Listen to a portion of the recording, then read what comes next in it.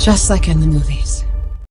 Welcome to this very special live edition of SuperWonder Legacy. I am Jared. I am here with Brit. What's up, Brit? Hello, hello. And welcome to episode 50 of the podcast.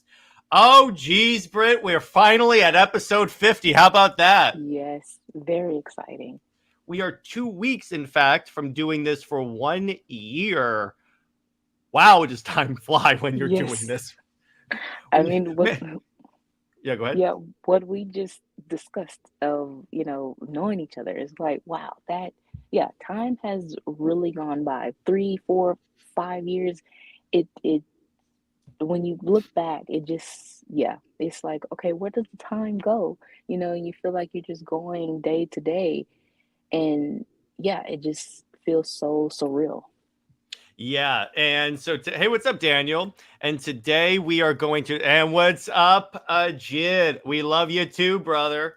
And so because this is a very important episode for Brit and I, we decided let's talk about the history of Superman and Wonder Woman's friendship. And there is a lot in here. The funny thing about this, so the way this show normally works is that Brit sends me a bunch of research and stuff, and I compile it into PowerPoints. And looking at this, we have a lot of PowerPoint slides to go through. Oh, geez. So let's do this. All right. So we are doing this. So episode 50, the Super Wonder Friends. Yes, that is a reference to the Super Friends. So let's do this. So Superman and Wonder Woman are they're two of the oldest superheroes and two of the greatest, actually, in my mind, the two greatest superheroes. But they also have this close understanding that, yeah, they are. So here's the funny thing about. Hey, what's up, Cameron? Yeah, here's the problem with the way DC handles this relationship. Depending on the writer and artist, really, artists especially, they'll either be like siblings or like really, really, really, really close friends with benefits. Honestly, they try to play on the platonic thing, and it doesn't even come off as a sibling thing, which honestly I don't like that comparison because it's just weird with their considering their history. But with going through everything, they, you know, I would say 95% of their history is friends with benefits. The panels going through it, you can read it very much in an ambiguous type way, and it's very hard to just have that friendship without it being read as romantic. And that I just find that very funny because, you know, a lot of the antis want to say, oh, they just been friends or whatever, or they haven't been a couple, or or that whole thing of siblings or whatever. That's all their dynamic is. But when you actually, do that deep dive and actually do the deep dive, not like how Tom King did, you see, you see that yeah, their history is a friendship that has grown into something so much more, and you can really it's relatable to the real world of a friendship, and that that person is going to have your back, and Exactly. they can be soulmates in a sense of, even if you don't want it to be romantic, someone can still be that soulmate, someone can still be that kindred, twin flame, that kindred spirit that you feel, and knowing that you have someone right there that can understand you. And that is what this relationship has been about. So for anyone who says that it's just about powers, um or Eugenics. having eugenics or super babies, stuff like that. And then No, they'll go around and then say, oh, Lois with powers, I can't wait to see them make kids. right? That. But even here, this quote is from a um a joint collectibles book, Superman and Wonder Woman, Collectibles Plus. It came out, I think, in 2019, And yeah, the whole thing was basically about their oh yeah, you have it. Um, was about their history. And it's mostly that is that they do have a friendship, but it's also underlined with a with romantic tension. Exactly. And for Daniel says Superman and Wonder Woman are able to kiss in the upper atmosphere. Lois can't. Ha, suck it, Lane. No siblings have ever acted. Yeah, exactly. It's like the people. I love the people that tried to say that, like that image of Wonder Woman 800. They're like, oh, they're just platonic. When do brother and sister hold each other like that? Yeah, that I don't know. Unless the story is being written by John Byrne, that probably won't happen. Yeah. I have to put those digs in there.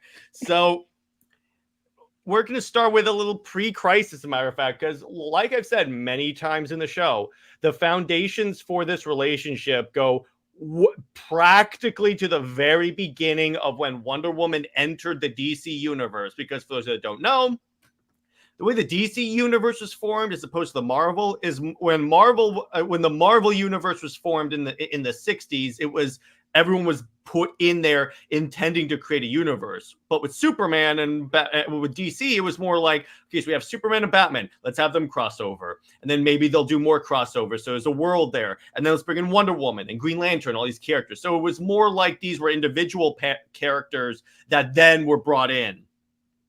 Right. So when Wonder Woman was first, created, she was to be the counterpart, the natural counterpart to Superman, and to challenge, the ways of the male hero. That it's a woman, she can do just as much as the male hero. She is an equal. Marston did a slight tease in 1942 of a man dressed up as Superman, and they were dancing, and he said the quote is Superman and Wonder Woman, I think it's dance partners, how appropriate. So that was a little tease. Then there was a year before that, there's an article that kind of teases in a sense of, oh, if these characters ever cross over, Superman and Wonder Woman are the perfect match. It didn't start until then. I think, yeah, 1961 or 62 is when they began to have. I think that was the first time Superman was in a Wonder Woman book actually appearing, and it was she was saying that she had other plans because Steve was being the jerk, so she made plans with Superman. And then you have the JLA book. I think there was one more issue of them basically saying hi and bye, but that was it. But this is the first issue where they actually team up. Yeah, and happy SuperWonder Legacy episode 50. Hang on.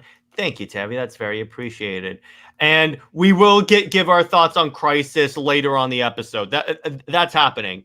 And what's up, Luffy? Glorious. More video showing the depth of their relationship is definitely needed. I thank you. So, yeah, and it's like the interesting thing is that when you look at because part of the reason for Wonder Woman, and they said this in the DC documentary, is that Marston was pissed off that there was only male really powerful characters. So he's like, okay, so how about I just give Wonder Woman? Granted, okay, we're not going to say that everything Marston wrote was let's say appropriate for the time times. Right. I'm trying to really PG the crap out of this, but the foundations, his motivation for creating this character is awesome. And honestly, here's the thing: while there have been a lot of female characters that have been started up and not exactly embraced, and by this, I believe is this Silver and Golden Age. I think this is Silver. I believe the images I have up Silver. Here. Yeah, but it still goes back to Golden Age, as we said a couple episodes ago. But I know, Tavi. I know this is Golden Age Wonder Woman. There's a thing about that. But really, when you look at the foundation upon like the reason why Wonder Woman has lasted as long as she has is probably because she is the feminist icon that where they don't have to denigrate the men, because that's why I hated movies like Captain Marvel, because they use her to make the men look like idiots, whereas with like relationship with Superman, or like even in the Justice League, Wonder Woman is oftentimes the most effective warrior, but they are still respected. Right. That is what feminism is about. It's not about downing a one gender over the other. It's not about that. It's about equality, like across the board. Yeah. So for anyone who thinks that, yeah, like the close relationship, you think, okay, Lois is a better reporter. That's not feminism. That's not what that means. You don't have to be better at that, better at, a certain thing just to feel like you're um on the same level. Yeah, some things you are going to be better at, but it's more so like it's a teamwork. It's team effort though. It's whatever lack and I have, we can both put it together and gain something more to it. It's not so much as downing someone. So for Clark and Diana's relationship, that's what it's about. Diana has this perspective of life, of a bigger picture within, the other world, of being otherworldly. And then Clark, he has a more reserved look because he has, you know, had to hide most of his life. So what they give to each other it still balances out. It's that Diana can give him that perspective of, you know, you don't have to hide every little thing. You can still celebrate and be honest about yourself and be honest with other people. Clark, he shows Diana that she can be reserved at times when she feels like she has to be, and there's no problem in having that slight bit of privacy, um, because their life isn't Essentially, just the Charles Sewell book is what you're telling me. exactly. So that's what a relationship, a partnership, teamwork is about. It's not about just, oh, I can do this better than you. At when you think of that, you're in competition. So you're not on the same team. Um, and yeah, you can have a friendly rivalry too at points, but that's not what it's about. It's about teamwork. Exactly. So continuing on, and then we have and I like how for all of its flaws, that freaking Super Sons cartoon still captured their friendship pretty well. Where like he fly because Wonder Woman can fly, but I love that image, and I said this when we talked about animation. I freaking love. She just hops on his shoulder and he gives her a ride, even though she can fly. I just freaking Right. love that.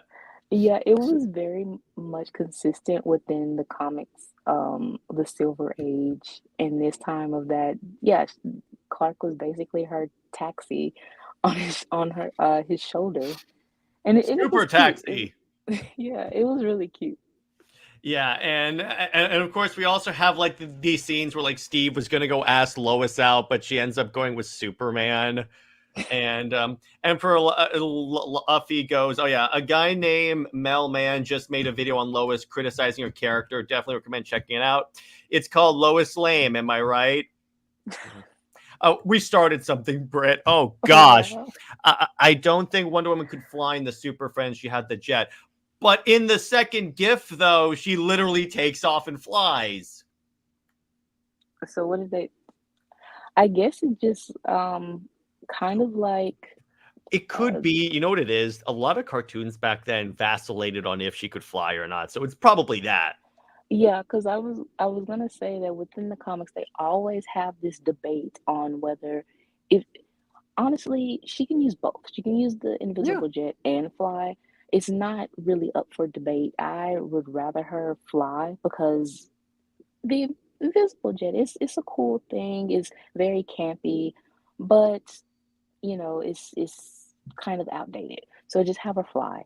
And again, she is supposed to be an equal. So I think that if Superman's, power set evolves then why can't hers? Why is it that writers tend to want to down her power set? So have her fly.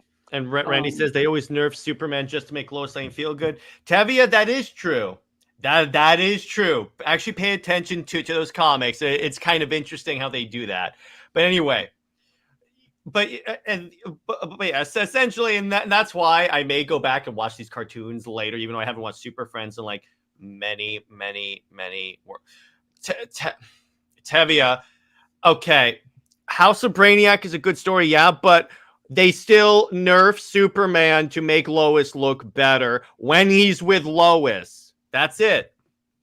That's what we're talking about. When he's with Lois, they denigrate Superman. So moving on.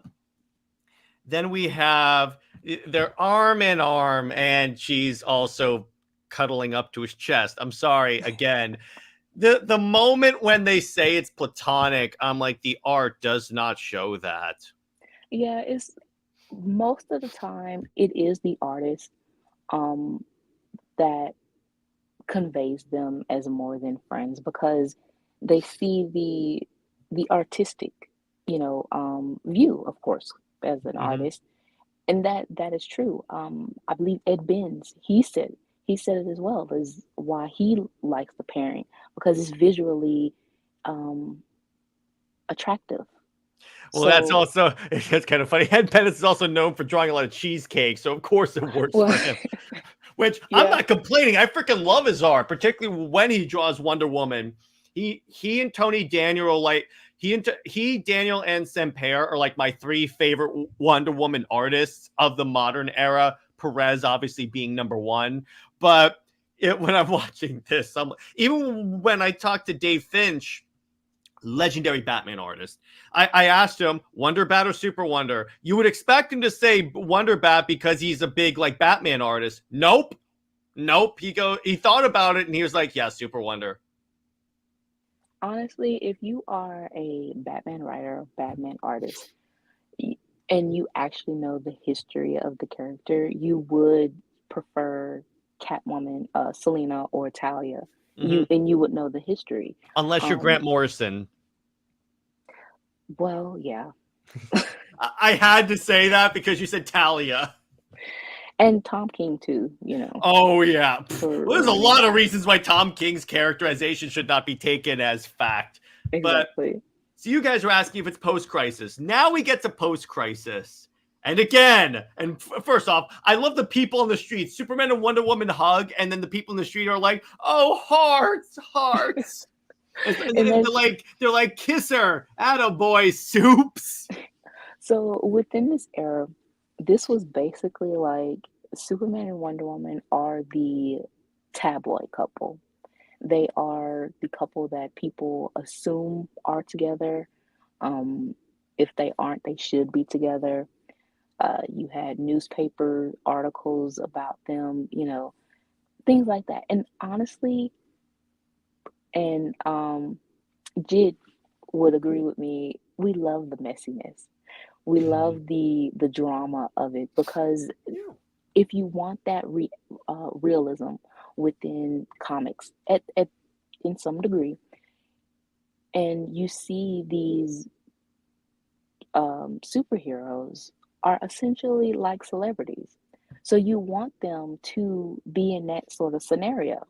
And that is what Clark and Diana's relationship, even New 52 tried to, well, with Soul, tried Shit. to have Scandal. them um, with the celebrity couple of everyone, finding out when, spoiler, Hesha um, Oh gave yeah. Cat Grant the flash drive, and the whole news, that became a big story. So yeah, and them dealing with that of even within the superhero community, assuming that they're together, it's just a natural pairing. And yeah, so post crisis, they did fumble, of course. By the way, Thanks. I love you said drama. And you know what that reminds me of? Remember when Tomasi went, "There's no drama, there's no story." Yeah, Oh, what that really is you confessing that you're too lazy to actually do it properly, because you can Right. just insert drama anywhere. Obviously, anyone can. It's just here's the thing. I know Tomasi's a good writer because I read his Green Lantern stuff, so he knows how to do it. Honestly, with his opinion on stuff, he doesn't. I honestly think because he's a good writer and knows how to do drama, right? I think it was honestly intentional at that point. Yeah, it definitely was intentional because he was also the editor for Kingdom Come. That's why he had Magog, David in the uh, third volume. But the thing is, he wasn't trying to understand the relationship, but most importantly, he wasn't trying to understand Diana as an individual character. So, of course, if you don't understand one side of what makes it whole, then yeah, it's going to fall apart. And that's pretty much the Tomasi pretty much had the same mindset of post crisis. And what post crisis did was all of the true, development with Clark and Diana's relationship was on Diana's side, and it was true and it was honorable.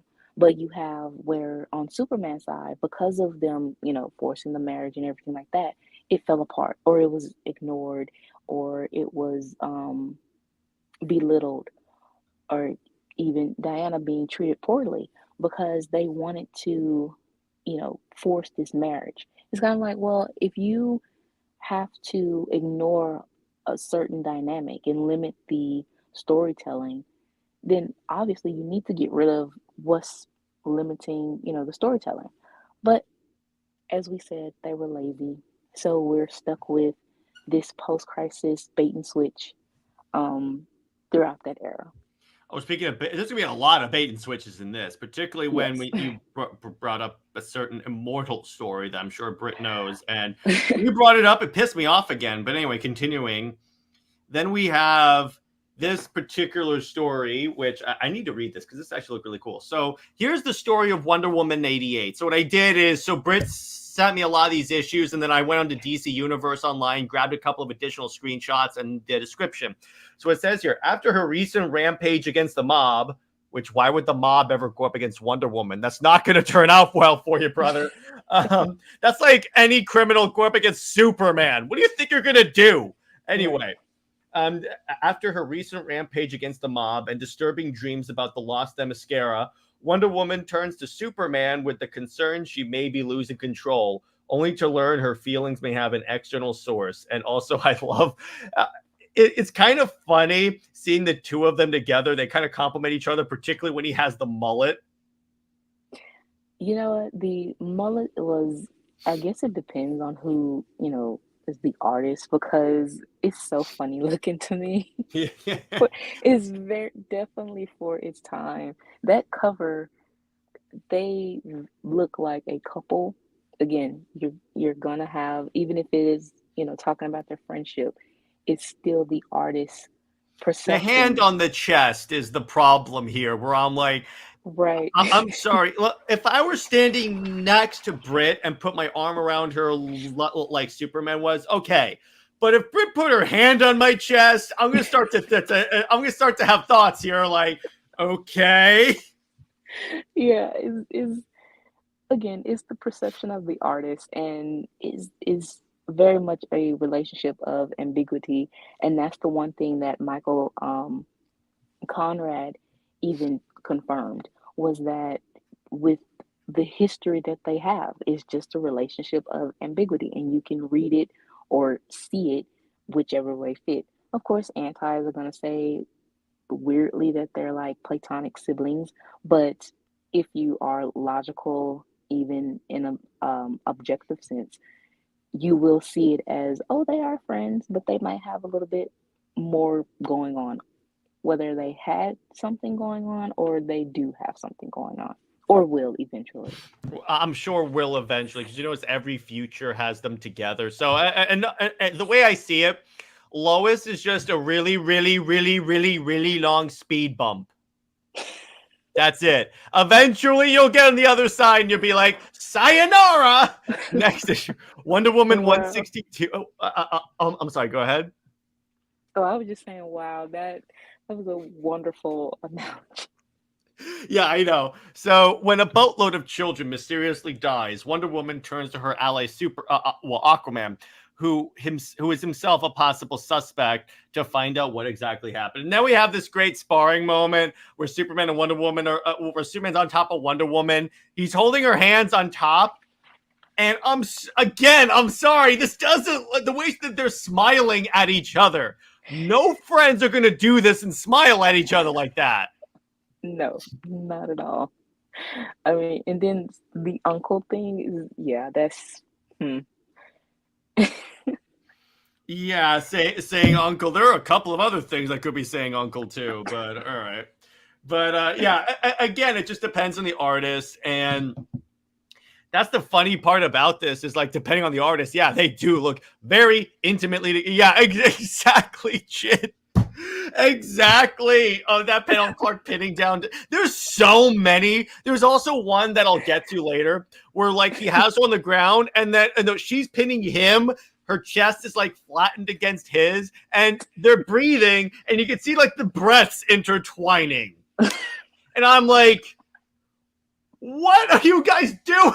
If he's supposed to be married to Lois, this looks like he's about 10 seconds away from his self-control going away. yes. Oh my God. I'm like, what? Let me put it to you this way. Test any man's willpower, even if he's a Superman, but the minute he has Diana Themyscira on top of him, the breaths are intertwining, that's gonna be interesting. And that's exactly why Joe Kelly felt the need to write Immortal Beloved and have it as it still happened, by the way. So I'm like, ha. And by the way, Tavia, yeah, we know it was also sabotaged by leadership, but at least the creators were the ones that bragged about sabotage in the new 52. And it doesn't look awful. It actually looks pretty sexy, if I may say so myself. That's the other thing about Superman and Wonder Woman. It's a very visual appealing. This is the panel right here. It's the previous one. It's on the previous page, but still, it's like that Wonder Woman on top of him. The way the artist draws it, her chest is flattened on his chest, and their breasts are intertwining like rope. You have to show the panel, Jerry. All right. You know what? Here, I'll do it. So let me end slideshow real quick. Yeah, honestly, I should have included that in the set, because that is one of those things where it's like, so it was Wonder Woman 165. Superman. Yeah, okay, Superman 165. Thank you. Superman 165. Yeah, because watching this, I was like, okay. When I first saw that, I've used that before to say I miss when they actually drew Diana sexy instead of, like, not. And Tavia, it's not weird. It's hot. Let me put it this way. It's weird, but if it were with Lois, you would say otherwise, dude. Let's be real here. That is so true. Anyway, continuing on. I gotta find this panel, because this is one of those things where I'm like, oh, here we go. This is like me hunting down for the panel of Steve Trevor breaking up with Wonder Woman last night. I still found it. Yes. Here, look at this. Look at this. We'll scroll up. Yeah, scroll up. Oh, wait, hang on. Wait, scroll down. Oh, yeah, God. Right, the shadow. Oh, my gosh. Yeah, that does not look friendly. That is not platonic. If that's platonic, I don't want to see that person's search history if they think that this is platonic. I'm like, this. If that's platonic, then it might as well be written by John Byrne and or Bruce Timm. At this point, I have to. I love being able to put those digs in there. Yeah, exactly. Look at it. I want it all. I want all of you to look at it. Exactly, Diana Gaunt. God damn it, shit. Oh gosh, yeah. But that's my point. They say, oh, they're just friends. Look at the panel. The panels, the illustration, and then it's the fact that obviously Editorial had to approve it. And Yeah, that was if you didn't want it to look romantic, why did you approve it? the one thing that Jen Bertel said, that Mhm. she was paid for Wonder Woman 800, and that's exactly what they wanted. So obviously, the editorial is giving direction, or notes to what they want on panel. Which I And guarantee you. Okay, so we have some very interesting things. So they're killing Steve Trevor. Thank Christ. And I don't expect them to kill Lois, even though that would be dope as hell. But my point is, and they're not, no matter what people on Twitter say, they're never going to put Diana with a woman, much less Cheetah. So let's just eliminate that and throw that in the incinerator.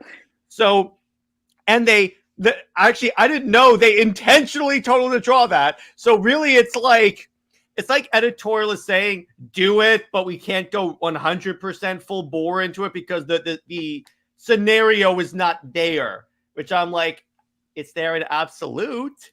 Eh? right, I'm just it's saying. because of the marriage. That is basically what is stopping them from mainline. I mean, we don't care for mainline because that is just a mess all on its own. It's Mm-hmm. and the fact of even the VO saying it's clutter earth, it's very cluttered. I gotta And get Didio on this show. I think that'd be a dope interview. right.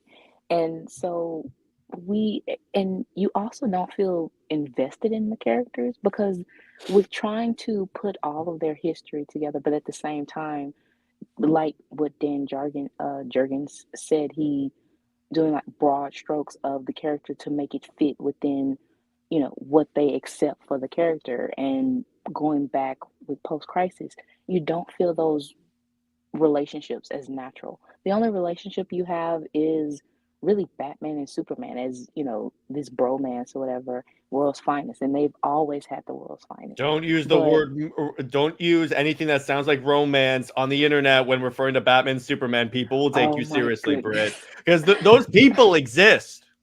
Yes, I know of super bad shippers, I know. There's But also shippers that want John with Damien. yeah, I have exercised that part of Twitter for sure. Blocked, yeah, Mhm. blocked that out. But like I said, with the world's finest, that's been there from jump. Um, but trying to have the Lois and Clark relationship, and I mean, even now of having Lois as having Perry's job, they wanted her to feel important. That pretty much that storyline fell by the wayside. So now they're giving her powers to make And her. here's the thing, Britt. Do you know what that's called? It's a very, very important word, and I use it on a tweet. Say it with me now. It's called contrived. That's Yeah, what it is.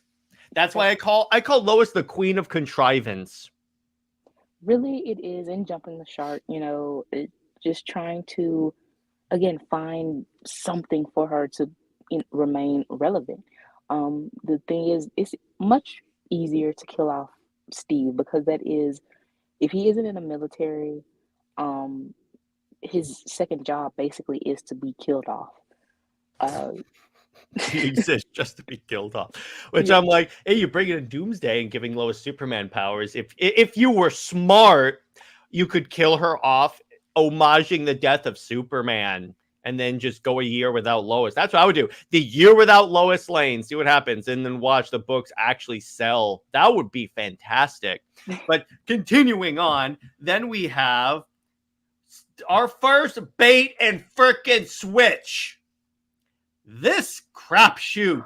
oh, go back Oh, one more yeah, yeah. time. Go Okay, ahead. so that last panel, Oh yeah, I was that wondering if you were gonna mention the fact that okay, so look at this, everyone. They look like they're freaking kissing. yeah, it's kind of like again the artist being ambiguous, and it looks like it's a hug, but at the same time you can't see their faces, and it looks weirdly positioned So you can't tell Even if the it's shadows look very. You could say they're staring at each other, but with their faces that close, yeah, that is and the way her leg is kind of like rubbing up against his, the way the embrace is, the way his hand is dangerously close to her rear end. I'm sorry, that is again, if you don't want it to look this way, control your freaking artists. but again, is naturally artistically attractive and appealing. Because it's a So, beautiful couple. That's why. right. That's why there's no Chloe's cosplayers. I got back from Florida SuperCon. I saw 0 Lois Lane cosplayers. Because guess Well, what? She's not a costume. yeah, I mean, Tom King, he had just a regular, like, tacky, very tacky floral dress to say that was her costume when he had Batcat and Or uh in Heroes in Crisis, he has her in like the Superman shirt and nothing else. yeah, that's pretty much her costume is a tacky dress that Selena had to wear. Luffy says, just the fact alone that they have to jump through so many hoops to pretend Lois is important is proof alone that she's not worth it. Yeah, you literally, Luffy makes an excellent point. You don't need to like force Diana to be powerful or needed or anything like that. You literally don't. That's it. She is that way. With Lois, you have to constantly contrive crap to make her more important. With Wonder Woman, it's literally built into the character. Right. But anyway, continuing on, we have our first. Speaking of contrivances, as a matter of fact, man, this is a stream of fantastic transitions. This. So, and by the way, Brit and I had an encounter with this panel recently because someone thought that it was Batman on the bed, even though you can see his pants and you can see the freaking red boots. Ignoring that because people on Twitter obviously don't pay attention. Is so in this, I think that's Connor, and he said, "Oh yeah, it's just Superboy," even though that's a weird Superboy outfit. He goes, "Oh, you love him, don't you?" And then she pauses. She pauses. And you saw him today: lungs punctured, stab wounds, holes in his body, only protecting others. Of course, I love him as a friend, Superboy. And I'm like.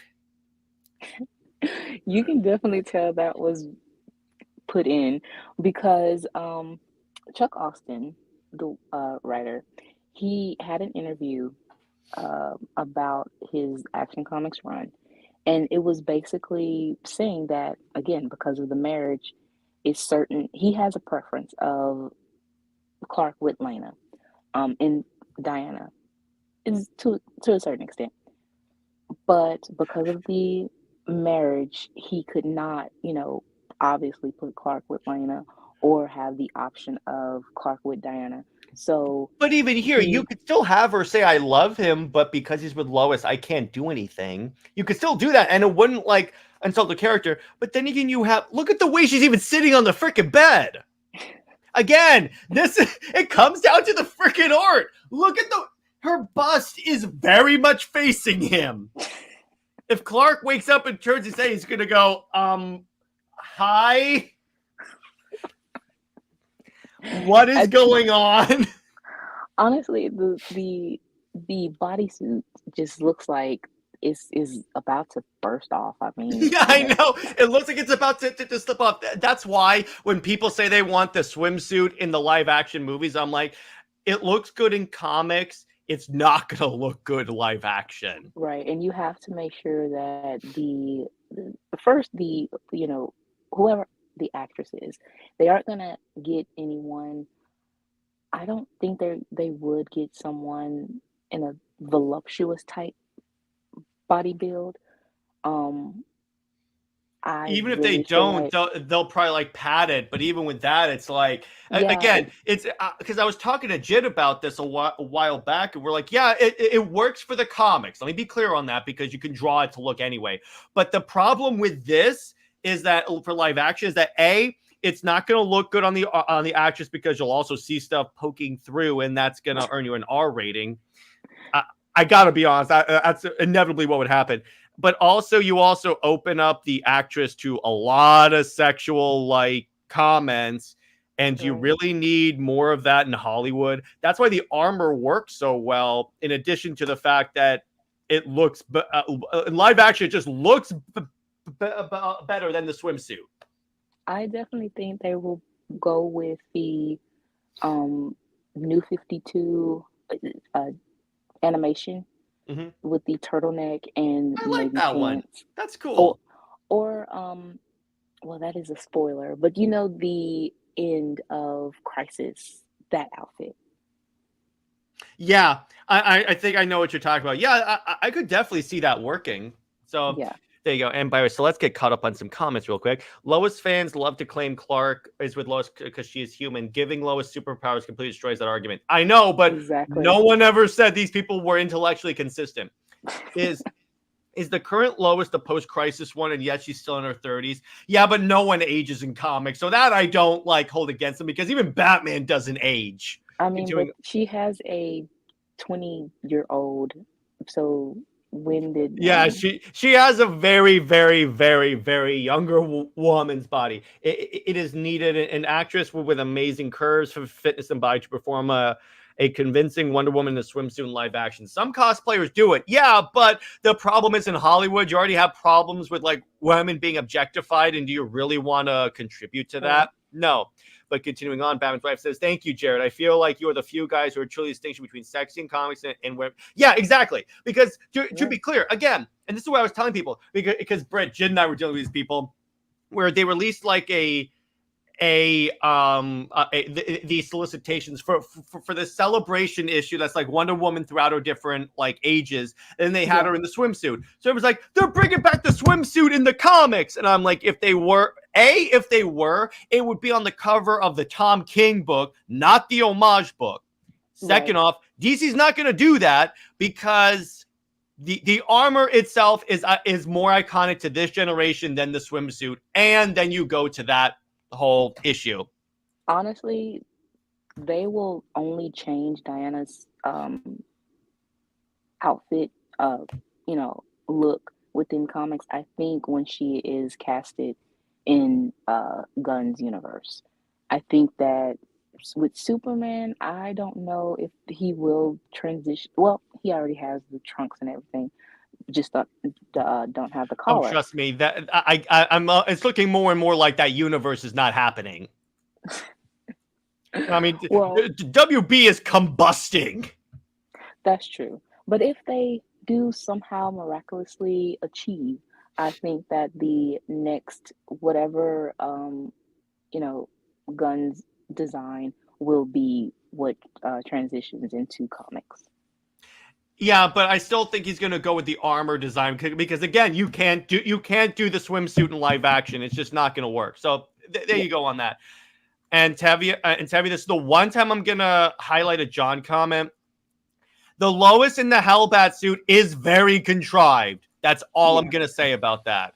And it shouldn't surprise me, because it's written by Tomasi, and he's the king of contrivances. The thing with Wonder Woman's outfit is just made me mad is they still haven't gotten rid of the trunks. Well, in the Wonder Woman armor they did. It's just a battle skirt, which makes sense with like ancient Greek warriors. So that's why I'm like fine with that. But anyway, continuing on. Next issue. A good moment that actually was fought for by Phil Jimenez, which right. I disagree with a lot of what that guy does and says in terms of like Wonder Woman stuff. But I'm gonna say this is one of, and I actually read the stories that this is in. This is freaking dope. It's like Yeah, Superman is turned actually partly into Doomsday. It'd be hilarious if Charles Soule was like, I was inspired by this, because you notice he looked a lot like Doomsday. right. And Super Doom. yeah, exactly. So he wrecks New York, and then he like recovers, and he's like, "I'm so sorry, I couldn't control myself and stuff." And then Wonder Woman is basically being like the friend that she is slash lover slash work spouse slash I don't know how many different ways I could say they're really in love. Um, the, it's going to be okay. We're going to heal. In the real world, 9/11 had just happened, so that's why Right. that's really why this moment just happened. Yeah. And the fact that Editorial was like, no, we can't have Superman crying because, they want to keep up with this macho type look. It's like, no, if a man shows his emotions in a sense of not being kind of like emotionally dependent, but having that real strong reaction to how the world is, you know, at that moment kind of in distress and falling apart. You don't have to have that macho attitude. That wasn't the time. So for Editorial to have that sort of notion is weird to me. And then for him to have this moment, and it is very impactful, but so many, again, it is probably because of Editorial, they want to gloss over it. You've never seen Superman with this kind of um, emotional uh, reaction in comics. I don't think that they do that because again, they want to have this macho type. He's just this inspiration that he's always looking for the brighter, side of things. And that's just not a character to me. That's more so you just making him out to be an idol and the whole godly thing of him being, um, yeah, above in a sense to everything. Well, And yeah, and that kind of factors into the Snyder stuff because here's the thing. You made an excellent point, Britt, as you normally do. thank you. You're welcome. With the Snyder stuff, when with Man of Steel and BVS, people didn't like it because they're like, "Why is Superman smiling and helping people?" And I'm like, arguably, it's more compelling for Superman to go through all this and still emerge on the other side as Superman. They don't like to see him struggle. And I'm like, and I get he's Superman. In a way, they've been conditioned to believe he's not supposed to struggle because he's Superman. But that in itself is why Superman was seen as a boring character by the general public for so long, because he doesn't struggle. The minute you show that even a man as powerful as Superman has internal struggles and stuff, that's when he gets relatable. That's when the general audience is like, here's how I know that was me. When I saw Man of Steel, because previous to that, I was more of a Batman fan because he's like a dude with stuff. I saw Superman as a boring dweeb. Then when I actually understood the material, obviously that actually switched. That's kind of funny how that works. But when I saw Man of Steel, read the new 52 Superman, it actually it actually made me see this guy as like, no, Editorial may make it look like he's like this flawless being, but he's not. And you know what? No one is freaking flawless. Even Wonder Woman is not flawless. Right. Even though, some writers, even with Diana, she's perceived as a goddess, because of um, her birth as, brought life, by the gods and everything. But to her, and how I see Clark too, they are basically just the island girl and the farm boy, but they are, in a sense, still the Amazon and the alien, the immigrant and the refugee, and that that is what makes their character.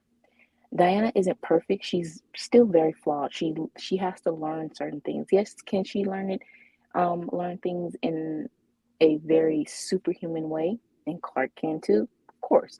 But they still have the emotions, though. They still have these doubts. They still have these experiences of an immigrant and a refugee. So to say that Diana is perfect and they can't, only because she's a goddess, you're very much diminishing the character and the character development. For Clark, for him to essentially have to be codependent on Lois, or he has to have the Kents just so he can be perceived as human or have his link to humanity or whatever like that.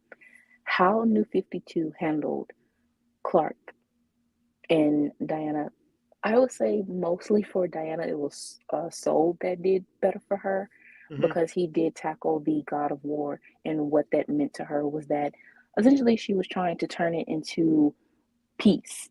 She wanted to take the God of War mantle and become the goddess of peace. With Clark, you have the Golden Age Superman. You have him a little bit more reckless, yeah, but he was very much an everyday man. He was very much the working class and the champion of the oppressed. And you felt that him honoring his Kryptonian roots, going back to that. He was actually fighting against the government instead of working with the government.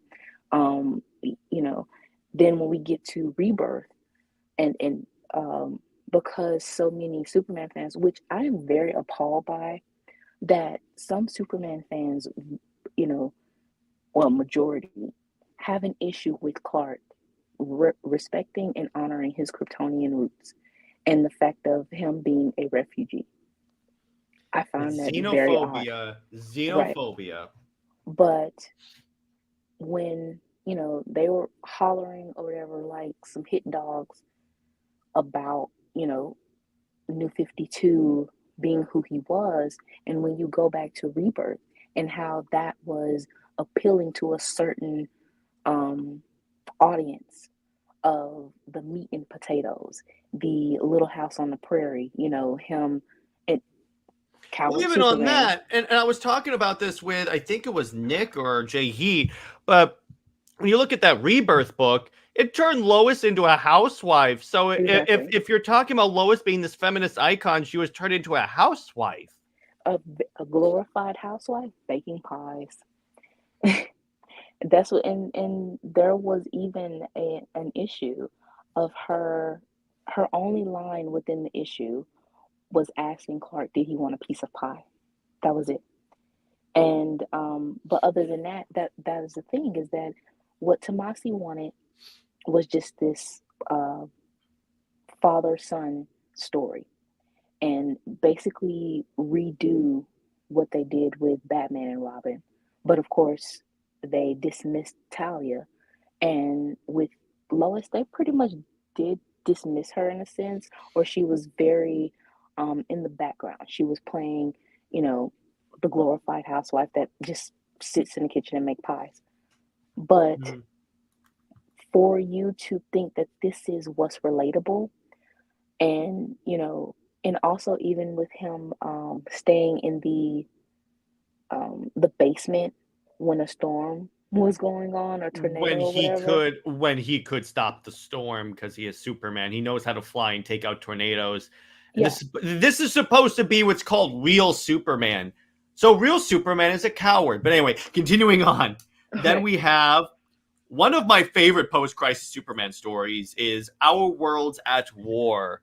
And in this, Wonder Woman is like really messed up, like really hurt. And then that cover is the perfect example of this. It's Superman cuddling, well, like cradling her. And I love the way this line works because she's floating in space. The other Justice Leaguers have arrived, and Superman is like, "You take care of her. I gotta grab Diana and get her out of here." Then you hear Lois screeching in his ear, going, "Clark, I need you, Clark!" And then he just flies away and takes Diana away. And I'm like, "Yes, ignore her. Take Diana. Ditch Yeah, her." that was when he thought that it was Diana, because she had just gotten hurt, and now it's a possibility that she's died, but it was actually Hippolyta.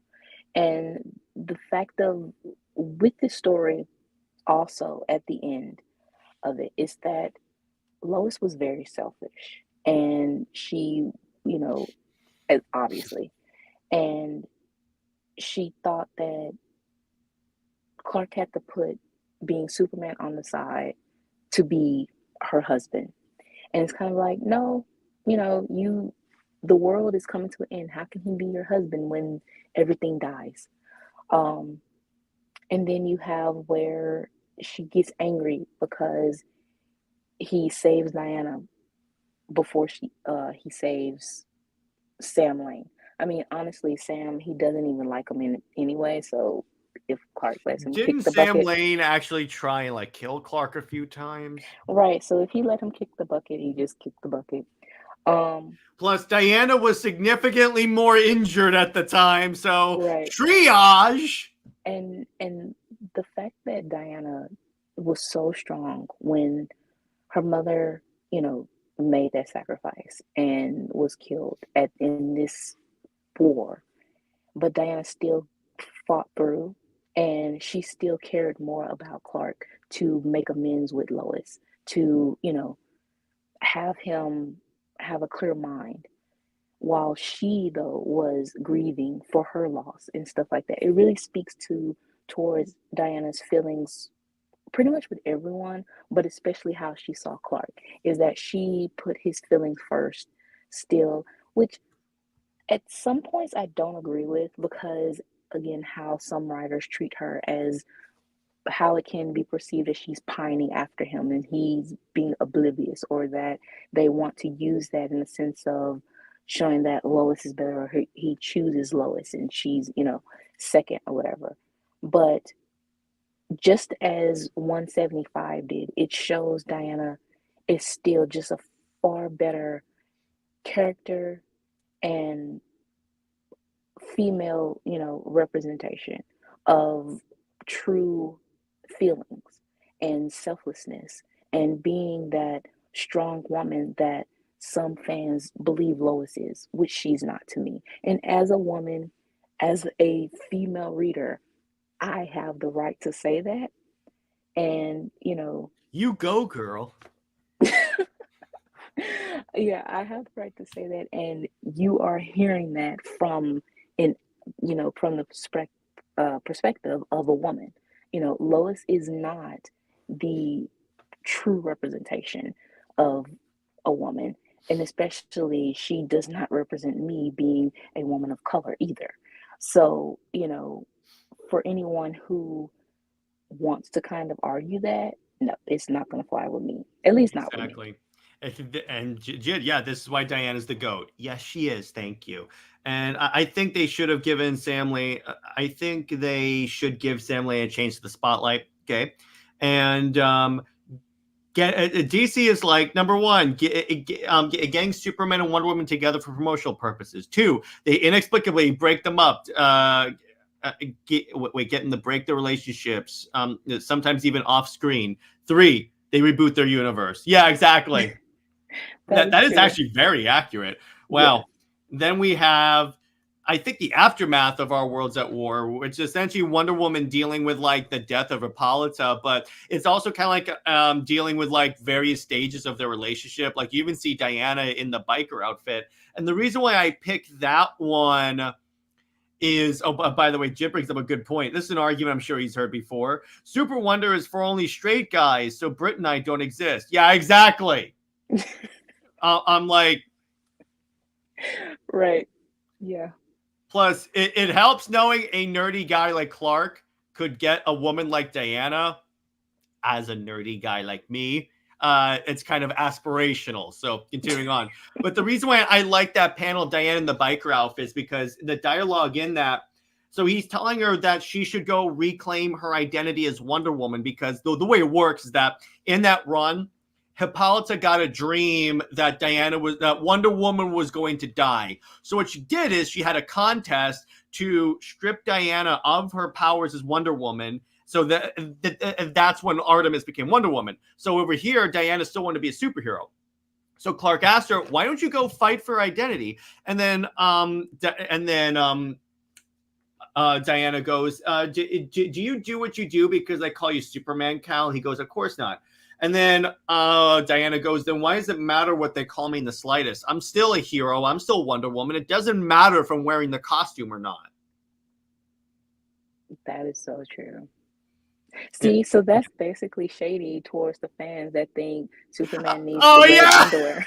I just realized that. Oh yeah, he's still Superman, or like Superman is what I can do. Clark is who I am.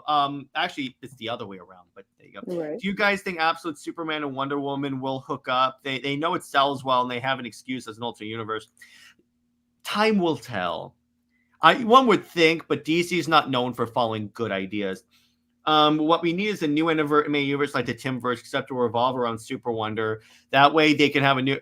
The reason why they won't do that is because Bruce Timm is involved in DC animation no matter what happens, and he will shoot that down. So anyway, but back to this. But this is also the issue where, again, touches on everyone thinks Superman and Wonder Woman are secretly together. Yeah. So it's just obvious. And the funny part is that even in post-crisis, Connor and Cassie were together. So it's actually really, so that's a version of Super Wonder, I guess. They definitely wanted to go with like the Walmart Great Value version. It's like, we can't give you the real version. But it's like, Daddy, can we have Super Wonder? We have Super Wonder at home. Definitely what they did. And just this whole issue, which I'm very surprised, and I talked to Jit about this earlier, of this issue being written by Greg Rucka. We know his history of, not very kind to Super Wonder. So yeah, it was a very nice issue that I'm kind of like, oh, so you do know the value of their relationship and the value of their again, this is how I know it's intentional. But definitely to know that, yeah, it's intentional of ruining the relationship. And it's kind of like, why? Yeah, it is basically the ongoing gag within post-crisis of the public believing that Clark and Diane are together, even if the reader knows that they're not together. But it's just this natural thing. What I think it is, Brit, and I was thinking about this today, is that a lot of these guys are older fans, and no problem with that. It's just the problem with some older fans is that they treat it like their version of the character is the only valid version of the character, and everything is not this character. It's like the same people that go, I was watching a podcast today, and they were talking about that, like, the absolute Superman is not Superman, because if he arrives on Earth at 18 and isn't raised on American values and stuff, then he's not Superman. And I'm like, he's not. First off, he's not your Superman. Let me put it this way: if he has the S on his chest and is published in a book that has the DC, an officially published DC logo, I got news for you. Your opinion doesn't matter. He is Superman. If DC is calling him Superman, he is Superman. Right. I mean, the thing is, they would rather accept Injustice Superman because he was with Lois, and if he had on the underwear or something like that, then New 52 Superman, who was the champion of the oppressed, going back to the Golden Age roots and everything like that, because of a certain relationship, or just because he didn't have the red underwear. It's like, you are the reason why the character has diminished in popularity, is looked at superficially, and by the general audience looked at as boring, because everything that they value, is very superficial. Well, yeah, even on that, I was watching a movie on Netflix. Brit, have you ever seen Shark Boy and Lava Girl? Yes. So they made a sequel to that called We Can Be Heroes. And the thing about it is that they literally made this joke. And when it happened, I loud guffaw laughed. This one kid goes, I can't be a superhero. Superheroes wear their underwear on the outside of their pants. Oh. And I was like, this is the problem. Other people make jokes about it. I mean, if you're making jokes, I think that came out in last year or the year before that. Around that time, yeah. But yeah. It was the point when Superman had the trunks back. Yeah, it's very, I mean, if you know that this is a joke and you want some, the general audience to take the character seriously, yeah, I mean, get rid of it, modernize it. Dave, oh my gosh, Dave, the worst Super Wonder at home would be John Kent with Steve Trevor. I'm actually traumatized from that. Wait. What the? Even Dave and Batman. Hold on. Wait. Wait. Yeah. Look at this. That's a hilarious comment, Dave.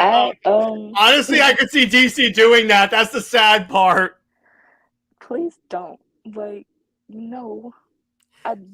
So on that note, then we get to Infinite Crisis, where they had the contrived storyline called Sacrifice, where Maxwell Lord controls Superman. Wonder Woman has to kill Maxwell Lord.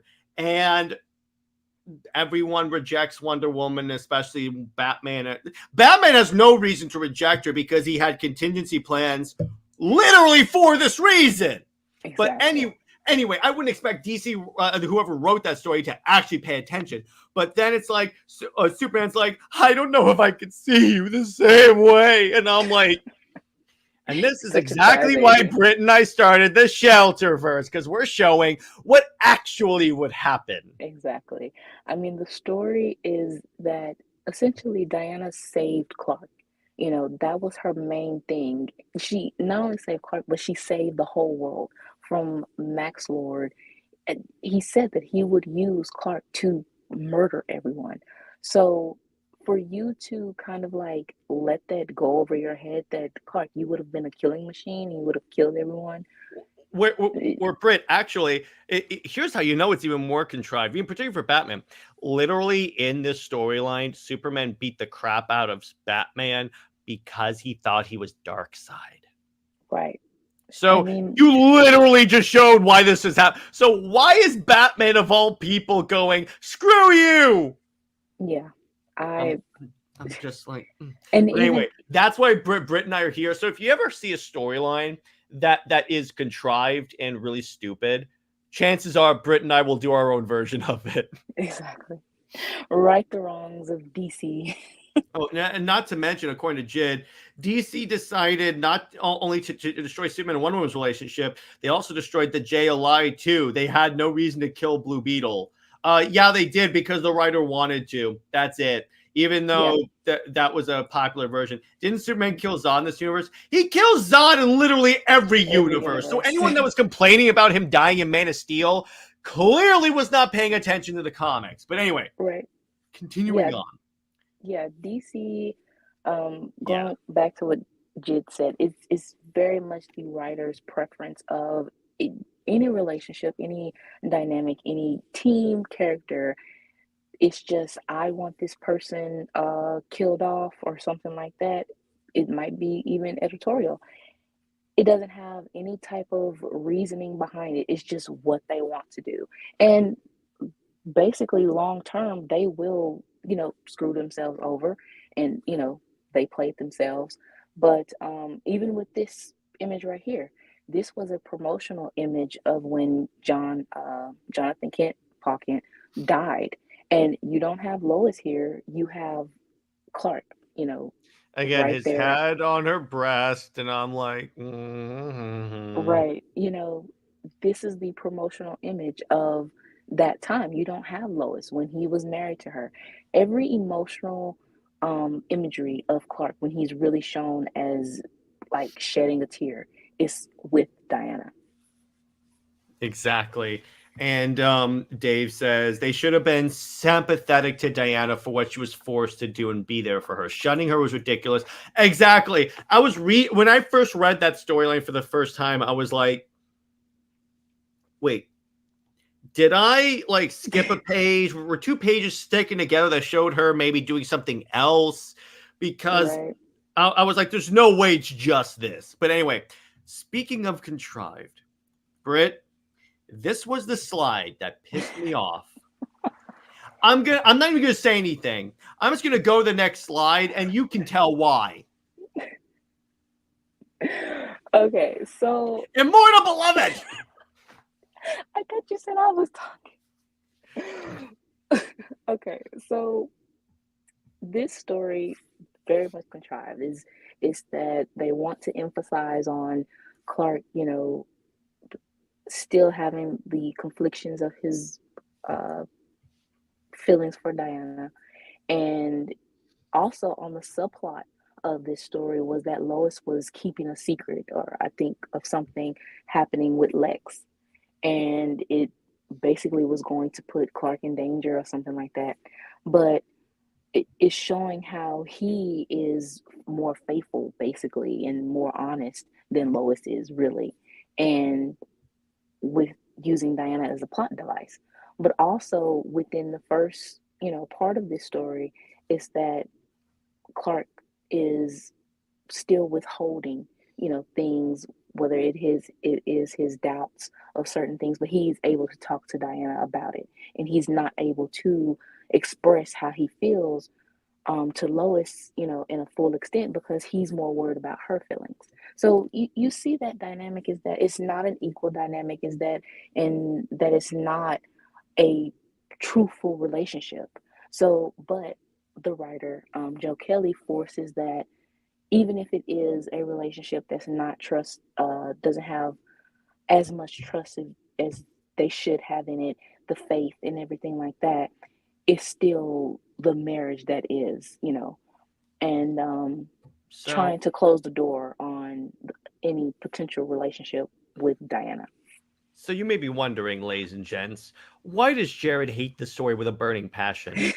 So you start off, and it's like, so Wonder Woman comes to Superman and says, okay, we're going to have to go fight this war in Asgard for 1,000 years. I'm truncating this to get to the part that's like egregious.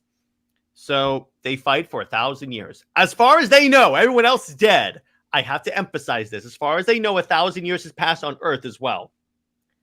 So before the final battle, Diana walks into his tent, very sexily yet again, and they talk about how this is the final battle and everything like that, and that everyone's probably dead. They look at each other very romantically. One would think they are going to kiss and then progress for the night. But then Superman says, it's Lois. It will always be Lois. And at that point, that's when I was like, I'm going to go bang my head against a wall because that is utter BS. Because wait a second. As far as you know, she is dead. Your vow said until death do us part. You're literally free. And you have your best friend who earlier in the story you practically said I love you. So do it. Yeah. But no, they're like, no, it'll always be Lois. And this is why I think in Crisis Part 2, when that came out, the reason why you said he was like an adulterous Kryptonian was because in that storyline, because they think in their head, it'll always be Lois. They want Superman to be alone, even when Lois is dead. Yeah, they want him to be a recluse. They don't even like Kingdom Come because it shows that eventually Lois will die. Even though I don't really care for her to die, she doesn't have to die just for them to be together. It's still the fact that if you want to go with that storyline, it's true. Unless you do the immortal juice that, again, Tom King or Well, speaking of Tom some. King, Jid says, oh, yeah, remember when Tom King literally ripped off this storyline? But the thing is with that story is that both of them are crap. But at least with this one, you have that mutual, attraction, and it's Clark being conflicted with his feelings of with Diana. And you know that he actually feels that way for her because in that panel right here, he's saying it's different with you because and he trails off whatever because he does have those feelings. With the Batman story, it was Diana was played as the temptress. I mean, you have her saying that you love Selena, you want to be with her, but you're here with me. Like she is outright seducing him. And it was just a very bad vibe. And to know that the reason why that story came about was only because the artist didn't want to draw Green Lantern when that was supposed to be That would have basically been like so much better. right. Then Well, you also Liam Sharp is known for wanting Batman with Wonder Woman, so it's not really that surprise. By the way, so Luffy says, I'm going to be honest, Immortal Beloved was one of the things that got me into Super Wonder. The ending was BS, but it clearly showed the depth of bond. Yeah, that's fair enough. It's just when you get to that ending, it's like, what? So if I go to war for 10 years and I come back according to DC, I should get those 10 years back, right? Exactly! And Jared is in Superman's head like Shia LaBeouf going, just do it. Yes, that would be me. I'm fine with Lois dying. In fact, I really like the idea of Lois dying. Oh, me too. And honestly, I think they should make it the most humiliating death possible. Like she trips and falls, like Tom Taylor did with Nightwing and Injustice at this point. Kill the Wow. mouthpiece. But anyway, continuing on before I get canceled. So final crisis happens and Batman dies. And this was actually in the Final Crisis omnibus. And I remember I sent this to Brit at one point. So Batman is dead, and Superman is struggling with it because this is around the time that Nightwing took over as Batman, and Superman is like, at first Superman is like 100% against it. He goes, no, Bruce Wayne is Batman. You stop. You are wearing his skin. Essentially, he kind of says it like that. But then he almost beats the crap out of Nightwing, but then he leaves, and then he gets comforted by Diana. And they start talking about like losing their friend. And then I love this scene where like she reaches over, she takes his hand, and then where he goes, I'm just going to sit here for a little bit and just watch the sunlight. Okay. And she goes, okay. And then she just sits there with him. Yes, that was just this page alone is so powerful. It just shows that, they don't have to even speak. Even though Diana was comforting him at the beginning of saying, everything that Clark was trying to say, she boiled it down to his true reason of he missed Bruce. And then for her to, that's all he needed was a silent comfort that, really speaks of their relationship, is that's all that has to be. And also, again, you're seeing Clark showing his emotion, and it's not a threat to his macho-ness or whatever. It's just showing that a man can, have feelings and feel sad, but you have a partner that is going to comfort you, not coddle you, not treat you like a man baby or a man child.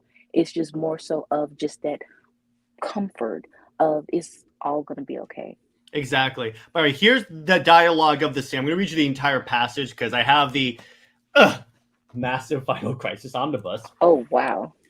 That's how much it was. See, when I get an omnibus of like a storyline that I've read already, what I do is I skip the main storyline and just read the tie-ins because I know what happens and I'm just going to skip. But anyway, so here's the actual thing.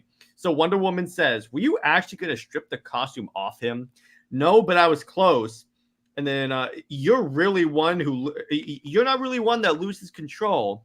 And then Superman goes, we're going to bury all of them, everyone on Earth, everyone we know, everyone we love.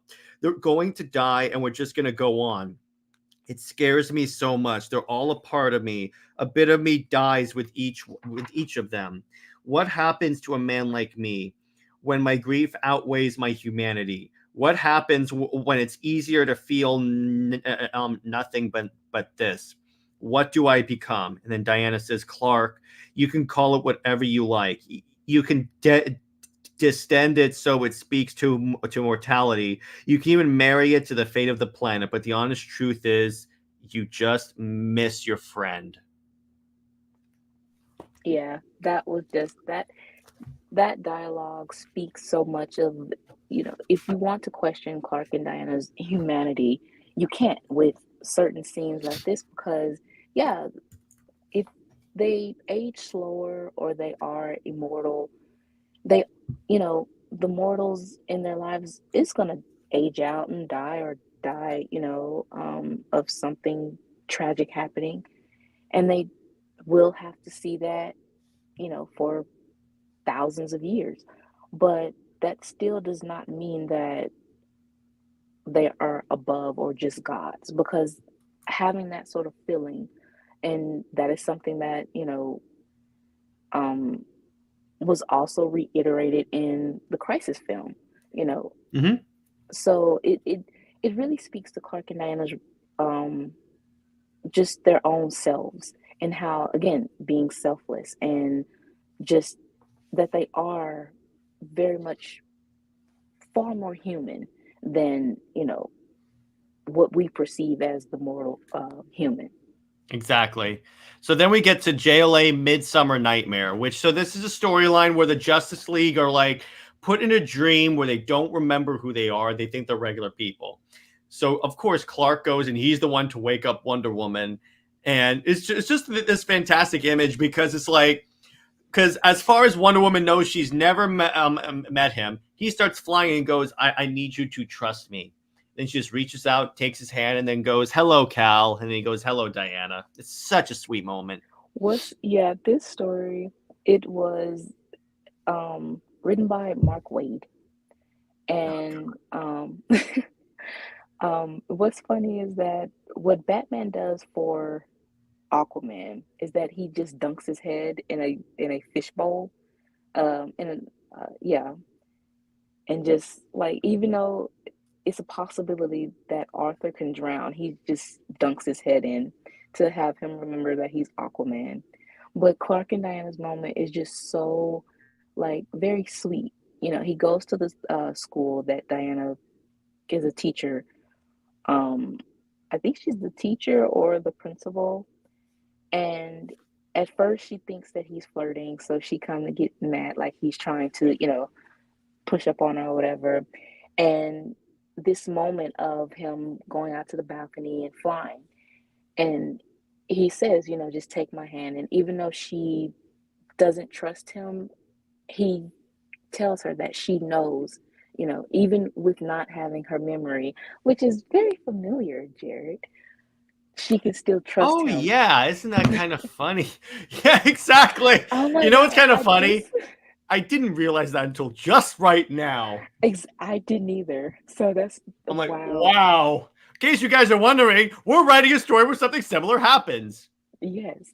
So within that moment of Diana, you know, sh he's saying that within her heart, she knows that she can trust him. And she takes his hand, and that very beautiful, you know, to see All them right, I got an idea, flying. Brit. I know.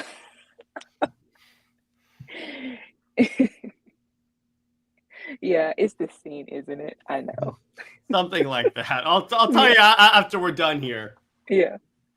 But just that moment that he is the one to unlock her memories, so to speak, that really, speaks to their relationship. And also that in reference, I don't know if Jim Craig referenced it, but within Justice League War World, when she saw the costume or she saw the S, and that triggered her memory as well in that movie. Hmm. Yeah, exactly. It's just as my Clark, and she put the hand again, the hand in the chest. Continuing on, then we get New Frontier, and Britt and I did an entire episode on New Frontier, but it Yeah, is nice. So she's like the guiding light for Superman in this. It's also BS when they gave Lois her lines.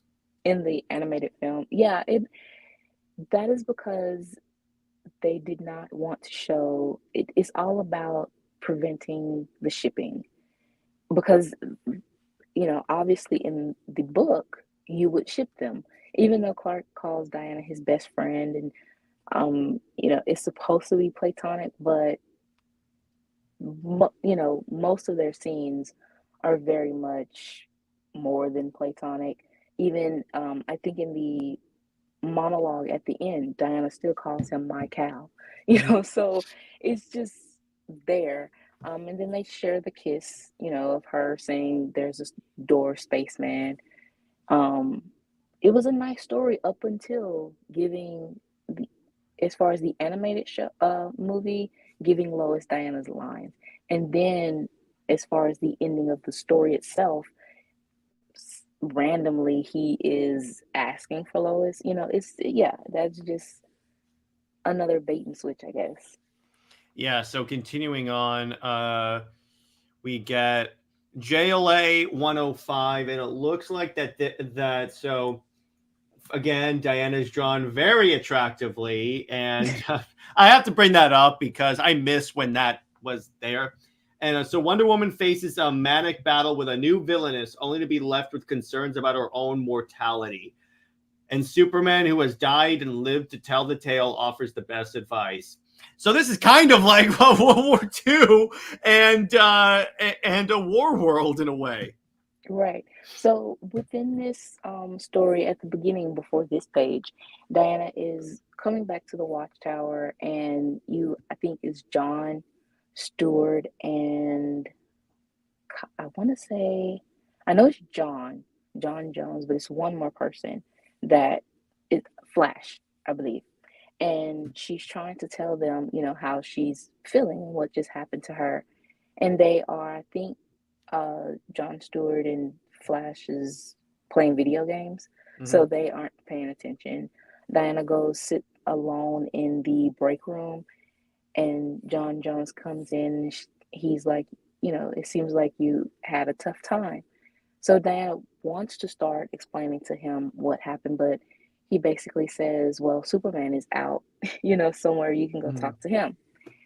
And right at that moment, Diana goes to talk to Clark, and he is the one, is basically like anytime Diana has issues as well and showing her vulnerability, she is always pointed to Clark. And for him to say that, she's never going to die because if she, does, he would turn back time because he would miss her so much. It that was really sweet. And then for Diana to be like, it's really sweet of you to say that, but you're not that powerful. Is Hmm. that little bit of shade to kind of humble him still for that. It, it again, that just speaks to their bond. And again, as we said at the beginning, so many of these pages and panels, it's hard to just call it a friendship because it does gear towards a more than friends thing, but they are some very sweet moments. Yeah. Continuing on, then we have Wonder Woman 50, and I thought this was not in 91. I may have labeled this wrong, but oh yeah, it wasn't in 91 because I think this was in the Perez run. Yeah, Yeah, actually it was, and Perez was going hard into trying to put those two together. It seems. yes, he was.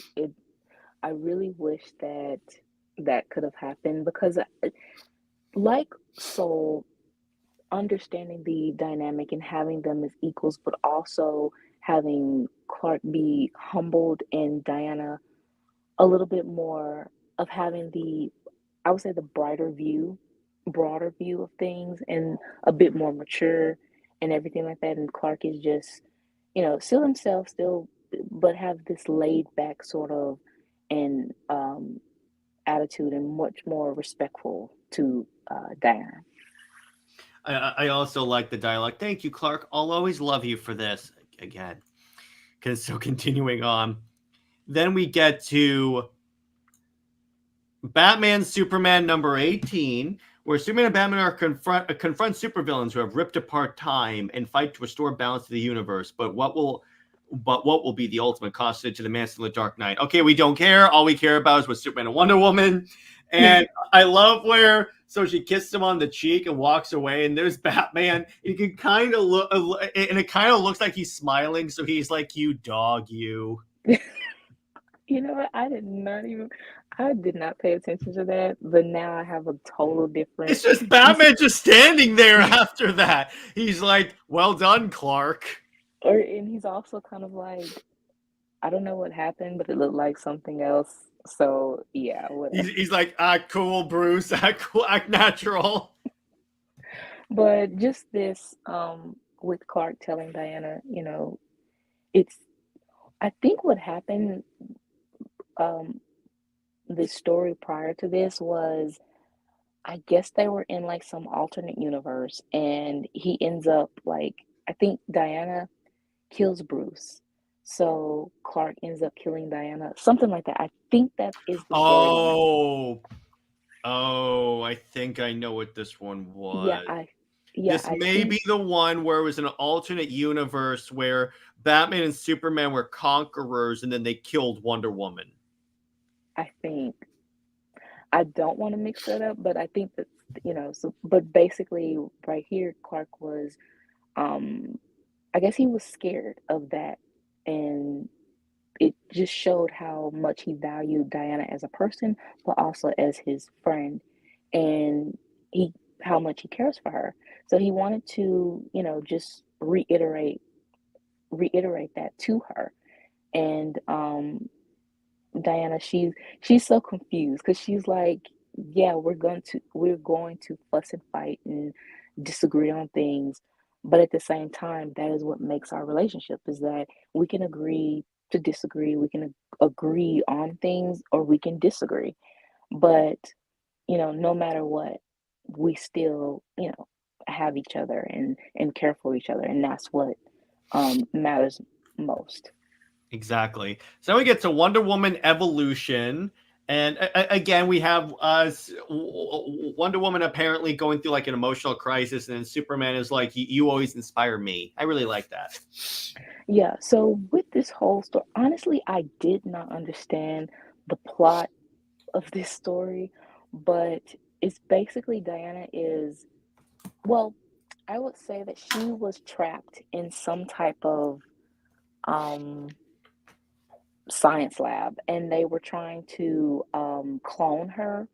So within this, they were tapping into her mind, and um, she, at the beginning, she was she was devastated or distraught over Vanessa because I I think Vanessa was almost going to kill someone, and she wanted to stop her. So she's very conflicted with, dealing with Vanessa's transformation as Silver Swan. Mm-hmm. And Diana needed, again, a pep talk, reassurance, and talk to Clark. They have a race. Then Clark is, called for an emergency, and all of a sudden Diana disappears, and she calls for him. Then we see her just go through this trippy type um, adventure of, I really don't know what it is, but I know she changes costumes, and it's like she's in this alternate world or stuck in her own mind. And the Clark is basically like her conscience within the story too. And she, even in her monologue, she just says that, like, I wish you were here with me. And there was also a scene where she has to fight the Justice League, and because they have an alien imprisoned, and I guess they were going to play judge, jury, and executioners. Diana basically tells Clark how she's disappointed in him, and he of all people should know her and to side with her. And at the end, we get this of him taking her to the fortress, finding her um, from that lab and taking her to the fortress and saying that he would help her because she has nanobites or whatever Mm-hmm. in her bloodstream. So it kind of just ends there, very open ended, or like we should have gotten another issue or so, or at least a part two of this story. There's also a scene of like Mind Hippolyta is saying to Diana that she basically let the Kryptonian, play on her emotions. So Mm-hmm. again, there's the ambiguity about their relationship is that even in Diana's mind and her consciousness is always Clark, she's looking for comfort, or Hippolyta knowing that he's important to her. So then we get to this other JLA Spectre Soul War, where the Spectre essentially starts like possessing other characters. But again, the dialogue in this freaking thing. Hal was right. We have to combat these on a deeper level, on a level of very spirit. So she basically tells Superman, let my lasso link your soul with mine, joining all you are to all that I am.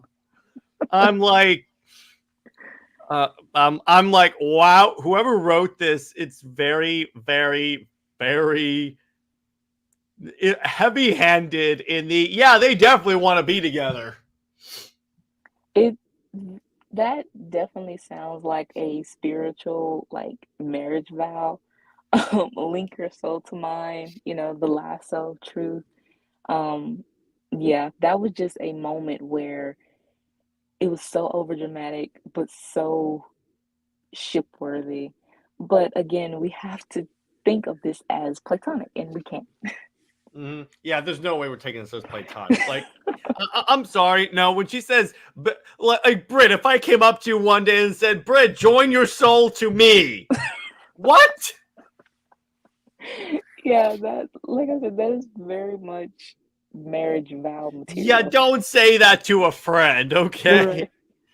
Then we get to JLA Adventures in the Timverse. So you're telling me we could have had scenes like this in the cartoon, but we didn't? Right. I was really surprised with seeing this page. I don't know if there's any more, but honestly, this is it. There are some moments in the DCAU which we went over, but this right here with Diana actually expressing an emotion more than just anger. To say that she's, you know, uh, proud to have met and proud and understanding of how Clark feels, you know, of meeting people that are just like her. And Mhm. the fact that in one part she also emphasized that I met you and the Justice League, you know. So yeah, we could have had this Wait, relationship. wait. She doesn't say I met you. She says I found you. Word choice is very Oh, important. okay, so found you, which is okay, yeah. Again! I told you, you know, when we first started this, we was like, okay, this is going to be the episode where we just talk about the friendship. It is very hard because the dialogue or the art makes it very hard to just stay, you know, on the course of a friendship. It's very hard. Exactly. And again, there's so many moments in the DCAU with this, but then we get this where I knew you'd come back. You always do. And I'm always going to be there for you. Floonrad, Yeah, here's the thing, Conrad, you're not being ambiguous. I'm sorry, bro. That is not this combined with all the other stuff you wrote in this run. That ain't ambiguous, brother. right. Oh, there's one scene within this issue too where I think Bruce is saying something about Clark getting his cape dirty. And so Diana says, no, she says something about Clark knows how to get his hands dirty. Oh god And damn it! Also, speaking of Bruce, I love Bruce in this image. He's like, okay, I'm just gonna be opening an air vent right here. Don't mind me. He's really like, get a room. But even that, Clark likes to get his hands dirty, and I'm like, that's why I'm like, no, Conrad, if you're trying to keep it ambiguous, you literally failed, brother. yeah, that was not ambiguous at all. No, yeah, exactly. Why would Diana say, oh, Clark knows how to get his hands dirty? Right. Oh, and at the beginning, where Clark and Diana are waiting for Bruce, um, they were having like a conversation about being able to see Earth from the watchtower. And Clark, he says something um poetic. So Diana says it's something about like a haiku, and she's twirling her hair, and it's very Oh uh, God. so it's given I very I may have to flirtatious, read like this run at this point to see these moments. yeah, and she's twirling her hair, it's very flirtatious, and then she says something. He says something else, kind of like in a scientific type way. And so she says, you know, for a man that just thinks of himself as a country boy or something like that, you know, you really know about engineering. It's something along that lines. So yeah, it's very much Conrad really put some ship bait, you know, out there. Oh God. Imagine if Clark, if I were writing this, I would also have a line that were like at one point they're talking about their various costume changes, and he goes, "Diana, you would love the costume I wore to War World." Continuing on, yeah, I would so do that and be like, "Oh, I'm just keeping it ambiguous." Continuing on. Speaking of ambiguous, we get Wonder Woman 800 again. The way they're holding each other, that is not platonic. Right. Yeah. And The way and he's staring into her eyes and he goes, so much beauty. and the thing is, like, Bertel, she knew what she was doing when she posted just that panel too. It was kind of like that was very much, people are going to think that this is shipping. And while it was, people also speculated whether they were going to be back in a relationship when this panel came out.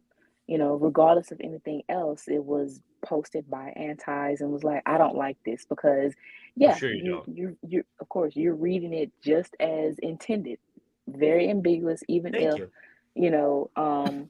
Conrad meant to be platonic, but at the same time, not really. Jid. You I love Jid. SuperWonder art got her more clout. Yes, that's true. Um, I mean, even Immortal Wonder Woman, that dialogue where Diana says that when she closes her eyes, she just visions Clark. She just visions Clark, or that she wonders what was his last thoughts, was it of her, and just saying how much she loved him, and she actually says that she loves him. That whole issue. Um, the previous issue before the Trinity issue, I would say that was 792, Mhm. was at the end when Clark and Diana meet up, and Diana says that whenever you call, I will always answer, or something. Yeah. So Ambiguous. yeah. So Conrad, kudos for the moments. They weren't very ambiguous at all, but thanks for trying. So then we have Tom King's Wonder Woman. Yeah.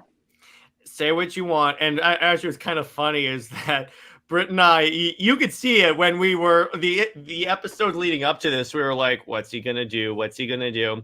He didn't do that bad. It's just it wasn't a deep dive like he said he would. But still, I do like how Clark essentially offered, because of our thing was, where is Clark when this whole sovereign thing is happening? And Wonder Woman, and we find out. At least King cared enough to give an answer to that, where Clark says, just say the word and I'm there. And then Wonder Woman goes, no, this is an Amazon issue. I have to deal with it. Yeah. I mean, from calling Clark her Clark, my Clark, um, them having that moment again to show Diana, he didn't, like you said, he didn't do the deep dive as he promoted to be, which kind of did suck. Um, and it was more so him trying to do like the corny dad jokes too that kind of took some points off. But trying to have the emotion there of their relationship, but and also the Trinity thing. I didn't care for that because when they do Batman and Superman's relationship, they don't mention Diana. So why is Clark and Diana's, you know, the exploration of their relationship? Why is it surrounded by the Trinity and finding Batman a gift? You could have just had them, taking a breather and going to the mall and just sightseeing or something. But the I would give No, him but Brit, how else is Tom King going to rep off for the man who has everything? That's true. literally the first sentence here. That is true, yeah. But it Again, this is the guy that claims he invented the line "Dark Side is," is, and I'm like, yeah. I just read the Grant Morrison Justice League run. That's not yours. Honestly, it seemed like Tom King's whole career is ripping off older stuff and then claiming that he's done it first, or thinking that no one has read the older stuff so he can claim it as new. That's what I think, his career is based off of. But yeah, this issue very much 50-50 for me. It was some lines, some scenes like this moment here, but other than that, mm, Yes, it's okay. it could have been worse. True, And right? then, speaking of great moments in a crappy story, Heroes in Crisis. Yes. And again, first off, Clayman draws an absolutely gorgeous Wonder Woman. Jeez. That's the problem with Tom King's stuff. You may hate his writing, but the art always Right. looks good. Right. He But does it's just know. this moment is so good. Go, go ahead, Britt. Oh, I was gonna say he does know how to pick artists, and again, that is another thing that whether he is plagiarizing other stories or having good artists to hide the fact that some of his majority of his stories are kind of mid or whatever, but the art is good. So just skip Tom King's dialogue and just give us the art pages, and that'll be fine. With this story, how the previous issue of Lois exposing everyone and being very selfish, and Clark is like, "Well, I'm married, and that's something that I'm supposed to do." You put other people's lives in jeopardy for your marriage is very Not only unethical. that, remember Lois Dox is the superhero community in this book. Yeah, yeah, So I'm like, thank you for giving me. It's like Tom King was like, here, Jared, here's evidence of why Lois Lane sucks. And I'm like, thank right, you. yeah. I will take And it. and the fact that Clark just lets her do it because he's married to her and he felt like, well, I'll put my And if they were marriage like, first. it's gonna be released anyway. Hey, Cyborg, can you connect to the internet and just delete this? Yeah, but and he also didn't give them time to like. He just did it. He just let her do it instead of talking to everyone. It really showed again how unethical and selfish that you know he could be for Lois, and that was a moment that just made Clark unlikable and really showed again how stupid you know writers will have him for Lois.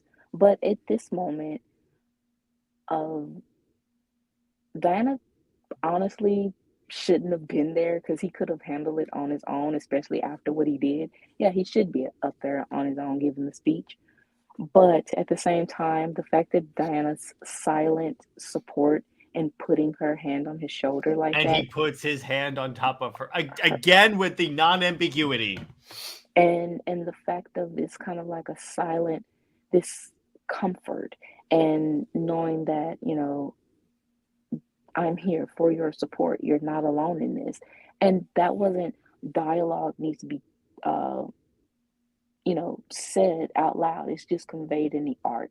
And when the reviews came out for this issue, that was the one scene that really stood out to so many people and pretty much gave this issue a high rating because of this scene.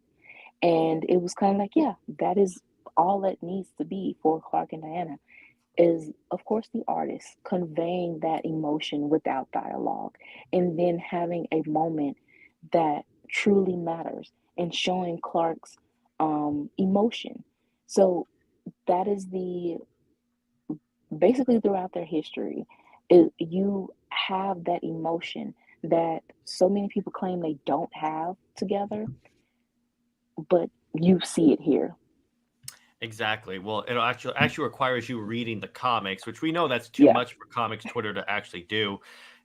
right. Ironic. So then we get to Wonder Woman 792, which again Clark goes, I'll admit I was beginning to wonder, and I like the emphasis on wonder. So Diana goes, Clark, I'll always answer when you Yeah. call. And then Conrad, this isn't ambiguous.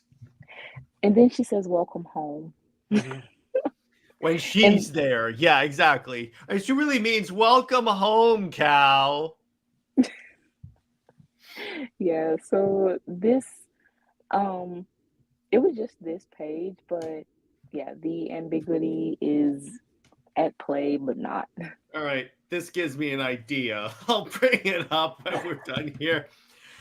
So far, I have three ideas I'm trying to keep in my mind for this episode, but uh, trust me, I think you may like this. But anyway, but with this, it's like again, I think he says, I gotta say it's ambiguous so I don't get Twitter hate, but really, I'm trying to be as explicit as possible.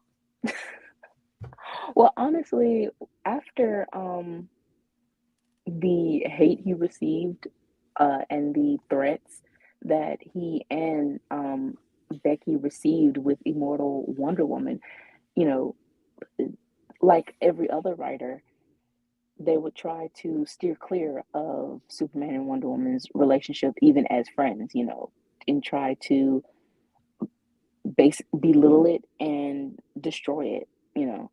But instead, it's kind of like he just felt motivated to keep showing it instead. Exactly. So then we get to, I think this is the moment that you were telling me before, where it says, we care about you. If I didn't have to go, I'd ask you to just sit and talk. All I'm saying is you can always call on me. I know I can. Yeah. Conrad! That's gonna be my new thing. Every time I read this book, I'm like, Conrad!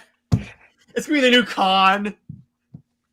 If anything, I would say that Conrad probably could give us a good Superman and Wonder Woman story, arc, or book. Oh, we definitely, from this, I'm like, yes, please. Yeah, I think even if they had the continuation of Immortal Wonder Woman, which honestly they could have because it's at the very end of time. You have so literally so much to fill I'm in. sure Lois is dead, unless Tom King is doing his stupid miracle juice thing. Right. But other than that, you have a bajillion, years to fill in.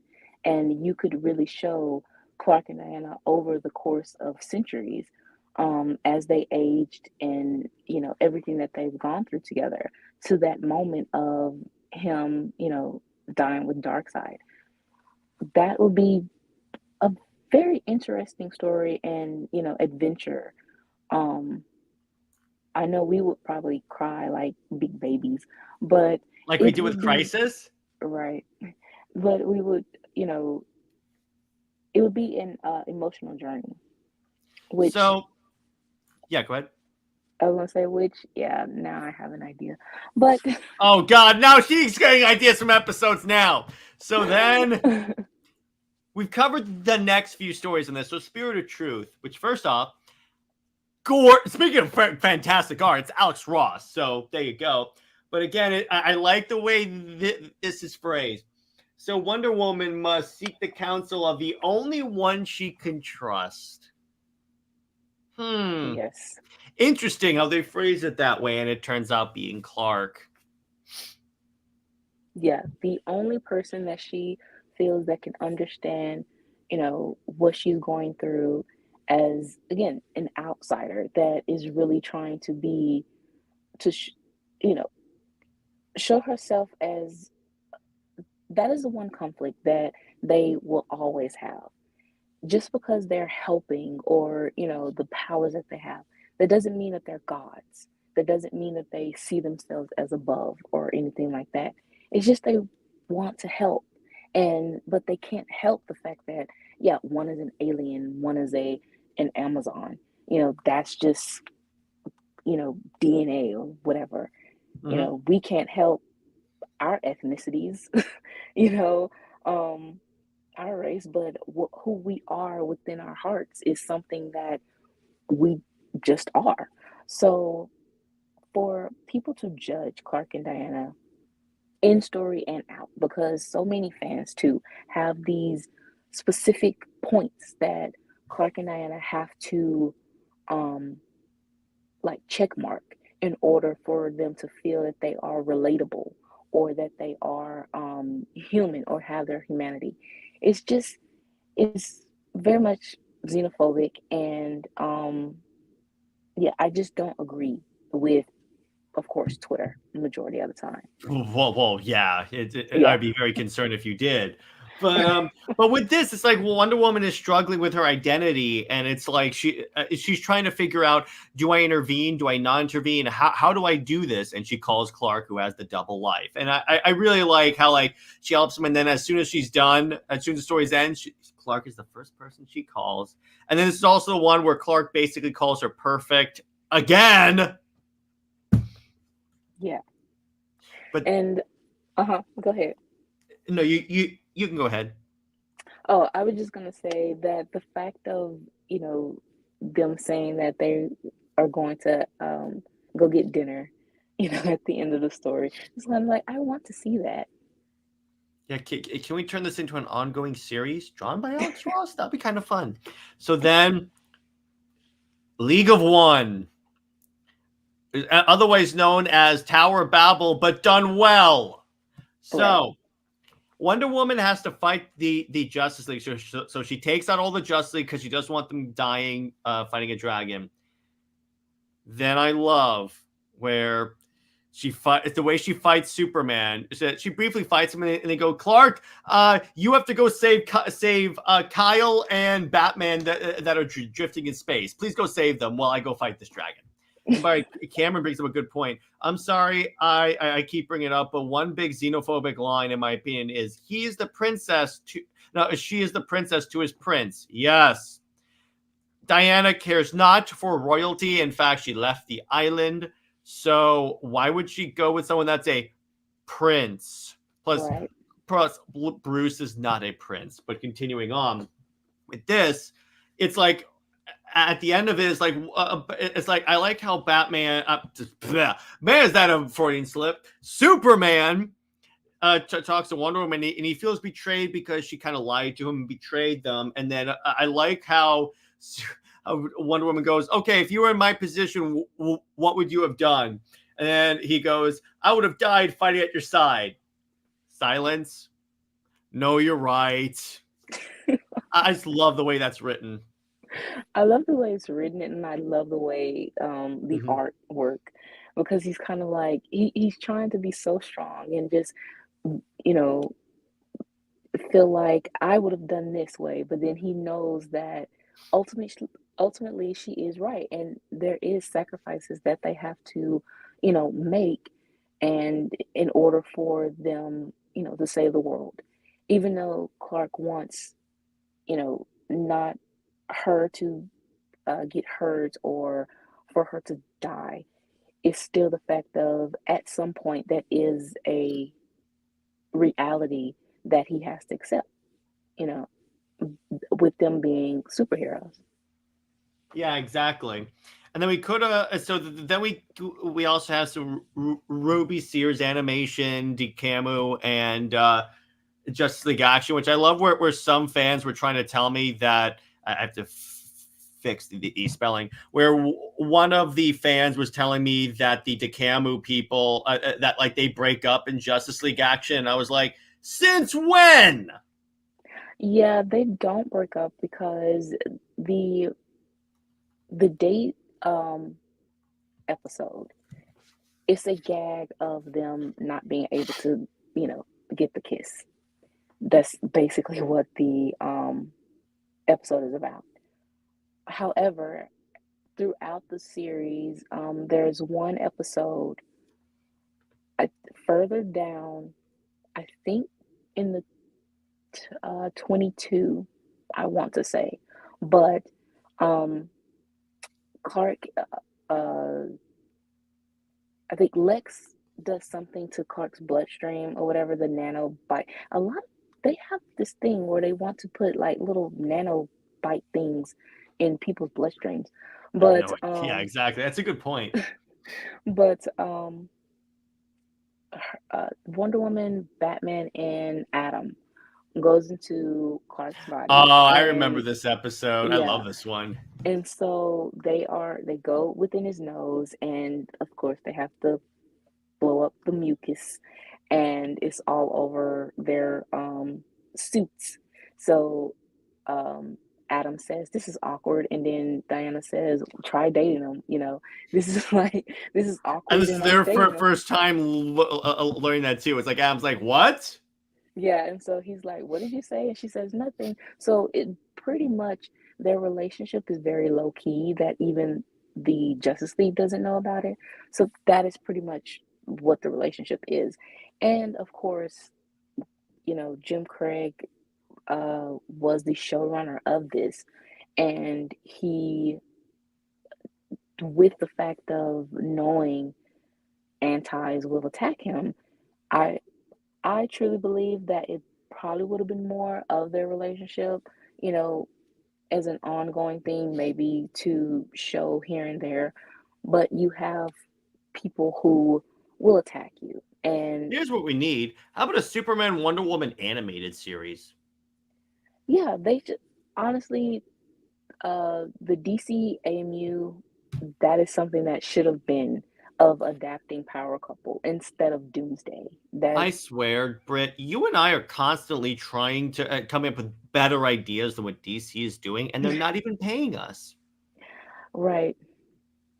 I mean, I think we would have like we would be rolling in dough, like a Oh swimming yeah, pool.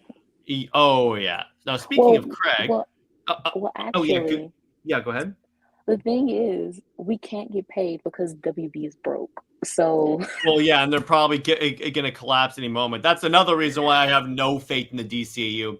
So then we get to Crisis Part 3. So this is a spoiler-free review.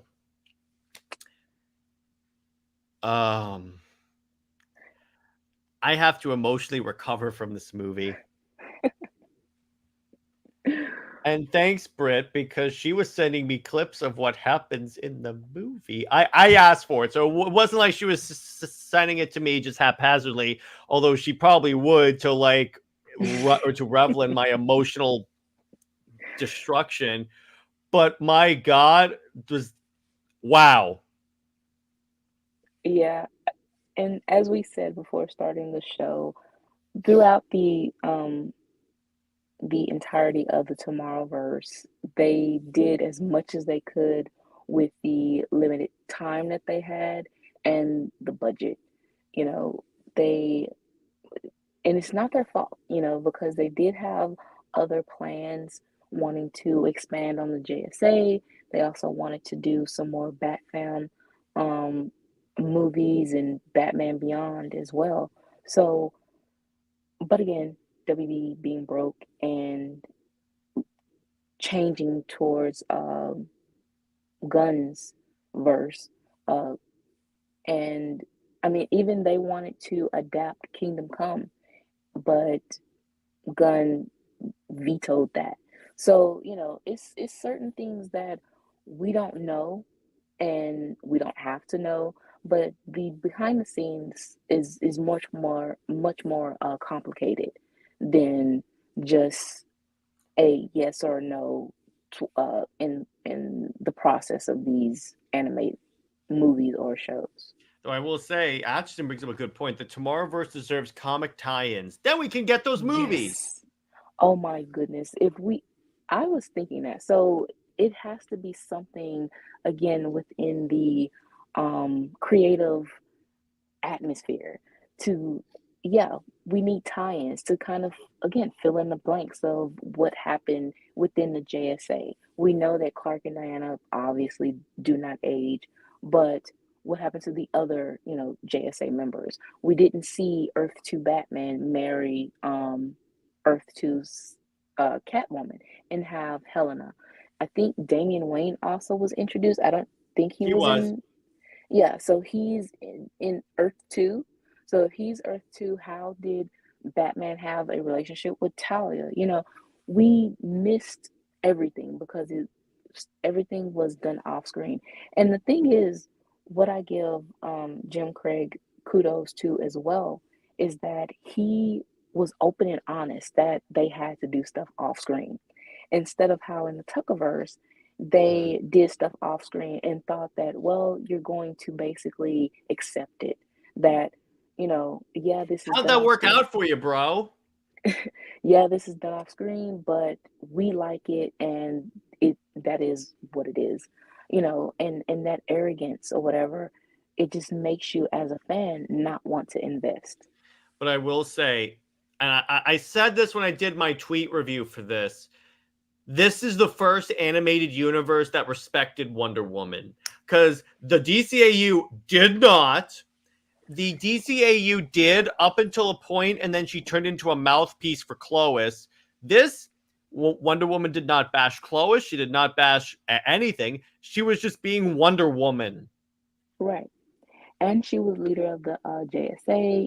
She was going to be the lead of all the movies, and Earth 2 Clark was essentially going to be her supporting cast member. So for, again, the production team, especially Jim Craig, to be a Wonder Woman fan and to essentially have it didn't it started with Superman with Man of Tomorrow, but then to end with Wonder Woman, it really showed how, someone cared, and showing that she is, especially with the line that she says in within the movie, again, she is a powerful character. And her heart, Clark cares, of course, but at the same time, he is very limited though. Hmm. Diana has such this broad view, and her heart is just far more open than Clark's is. So Hmm. that is why she was the perfect choice of what happened at the end. Yeah, exactly. And I will say the image of Wonder Woman riding a T-Rex is something that I didn't know I wanted, but I need it. And Like, good lord. right, and the line where she says she, asks for more action. Yeah, this is what I get for asking for more action. That is just, again, this, it loved Wonder Woman. It treated her with respect throughout the entire thing. It wasn't like it started up disrespecting her. No, she was the number one badass in the JSA in the JSA movie. And then when you get this, it's like, and by the way, can I say, I'm glad that this was the Wonder Woman they used in the Tomorrowverse and not. I'm still upset that we never got to see Earth One Wonder Woman, but I'm glad it Right. was the badass one from JSA. By the way, I will say this. I'm not going to spoil it, but this movie actually, I told Brit this, fixed a criticism I had with Warworld. Yes. I It mean, makes more of that movie important. That's all I'm going to say. yeah, I mean, like we said, you can tell that they even I think Jim Craig said that he wrote this back in 2020. Mhm. And but at the same time you can tell that it Stuff might have been changed. things stuff changed, yeah. And kind of just throwing stuff throwing stuff out there. And but then he had time, or they had time, to really just try to reel everything back in and make it make sense. Unfortunately, 10 movies was not enough. And especially when you had two parts for a Batman film that really, uh, when you look back on it, it it was useless and pointless It didn't really because, affect anything. yeah, so honestly, you could have not had the Batman long Halloween film and just did more JSA films, to take But up that. again, this is probably like, remember what Sam said when he was on my show about oftentimes they don't really have a choice on what movies they adapt. They're like, no, put this in there. So they're Right. like, and then they kind of had to have at least one Batman movie in their animated universe. So it's probably like, okay, so just do a long Halloween. We'll do it here. Although splitting it into two movies is kind of BS. But I will say this before we move on. Watch Crisis, watch all three parts together because they play better if you watch them Watch it all too. together, not as separate parts. Trust me, it will make better Better sense. sense. Yeah.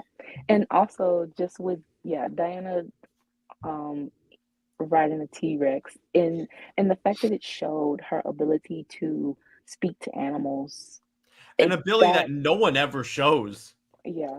I mean, the whole scene of her just kind of like handling, the biggest of all Well, of the dinosaurs. even before that, she's trying to stop the T Rex. It's just running, and then she's just essentially water skiing it. And I'm like, oh my gosh, this is so cool. Yeah, she's just like being dragged along. She's hitting cars. She's jumping on and running on top of cars and everything. And, it's just a whole scene that we definitely need more of Diana dealing with dinosaurs. Dave says, "Do you prefer a DC AMU or Tomorrowverse Wonder Woman?" Tomorrowverse, for at least for me. Tomorrow's if, before Death of Superman, you know, DC AMU, because she's younger, it would be both actually Hmm. for me. but because of what they did and ruined her character, yeah, Tomorrowverse is just ranked way higher. And I don't remember if I saw Hal. I think I did. Yeah, the Green Lantern movie is controversial. Let me put it that way. Hawker was pretty good in this. I like that. Ditto. As a Wonder Woman fan, this is the first time she felt the center of the universe. Yeah, and I actually respect and not use the mouthpiece for either side, because I hated when she used a mouthpiece for our side either. This one, she's not. She's just like, okay, so let me go be Wonder Woman and be a badass. So I appreciate Right. that. Mm-hmm. So now we reached our final slide. And this is very important. So as you guys can tell by the title, we're celebrating 50 episodes of the show. Which, first off, that in and of itself is like a big like milestone for this show. And I wanted, so this is also Brit and I kind of celebrating our friendship as well. And here's a fun fact for you. Before this show, Brit and I had never even spoken to each other. Right. It was all through Discord chat. Now, allow me to tell you a story. So Lad and I, back in the early days of Comics League. Now, back when we only had 32 subs. And honestly, I was struggling. I was trying to figure out a way, how do I get more subs? Because we were uploading content. It was getting views, but people weren't subbing. And it was really more stuck at when it's at 32, it's probably just friends and family. So honestly, at that point, I can't even count how many times I considered just hanging in the towel and just saying, okay, I'm just going to do an audio podcast and we'll just end it right there. So then I get this email that said, hi, I am Vicky and I hope you're fine. I recently discovered your podcast and it was so much fun and informative. I assume you're interested in SuperWonder from listening to your podcast. I think that's a safe assumption. I'd like to bring myself in here. I am shipping them even before the new 52. There's a group of us who embrace this pairing and interpret this pairing the way we like. We have our own Facebook, Tumblr, and Discord. There are many fanfics written, and then she outlined a couple of them. A lot of them I had read before. So okay, I was like, oh, okay. At this point, yeah, it was very obvious in my love for SuperWonder. So I was like, okay, I'll join this group. So I'm checking this, and by the way, previous to this was during 2020, and I started reading fanfics. In fact, the one that I really started reading regularly was Special Bonds. Yay! Yeah. So then I'm going through the Discord, and I'm going through. I'm trying to see if I can identify any of the writers that I know, if you will. And then I see someone identify herself as Night Sky Wonder. So I was like, okay, that's the person. So I DM her and saying, really big fan of your stuff, and it's particularly Special Bonds. And this is before Brit was like updating regularly. So I was like waiting like months for chapters. And I was like, come on, update the story. So then I started doing more. I started chatting with you on Discord and stuff. And here is the thing. I really can't exaggerate this enough, is that at that point, before I got this email, I was seriously considering just ending it, because again, 32 subs, not growing. I didn't even get that many views. So really, I can really say that Brit actually saved the channel. Oh, Jared, darn it.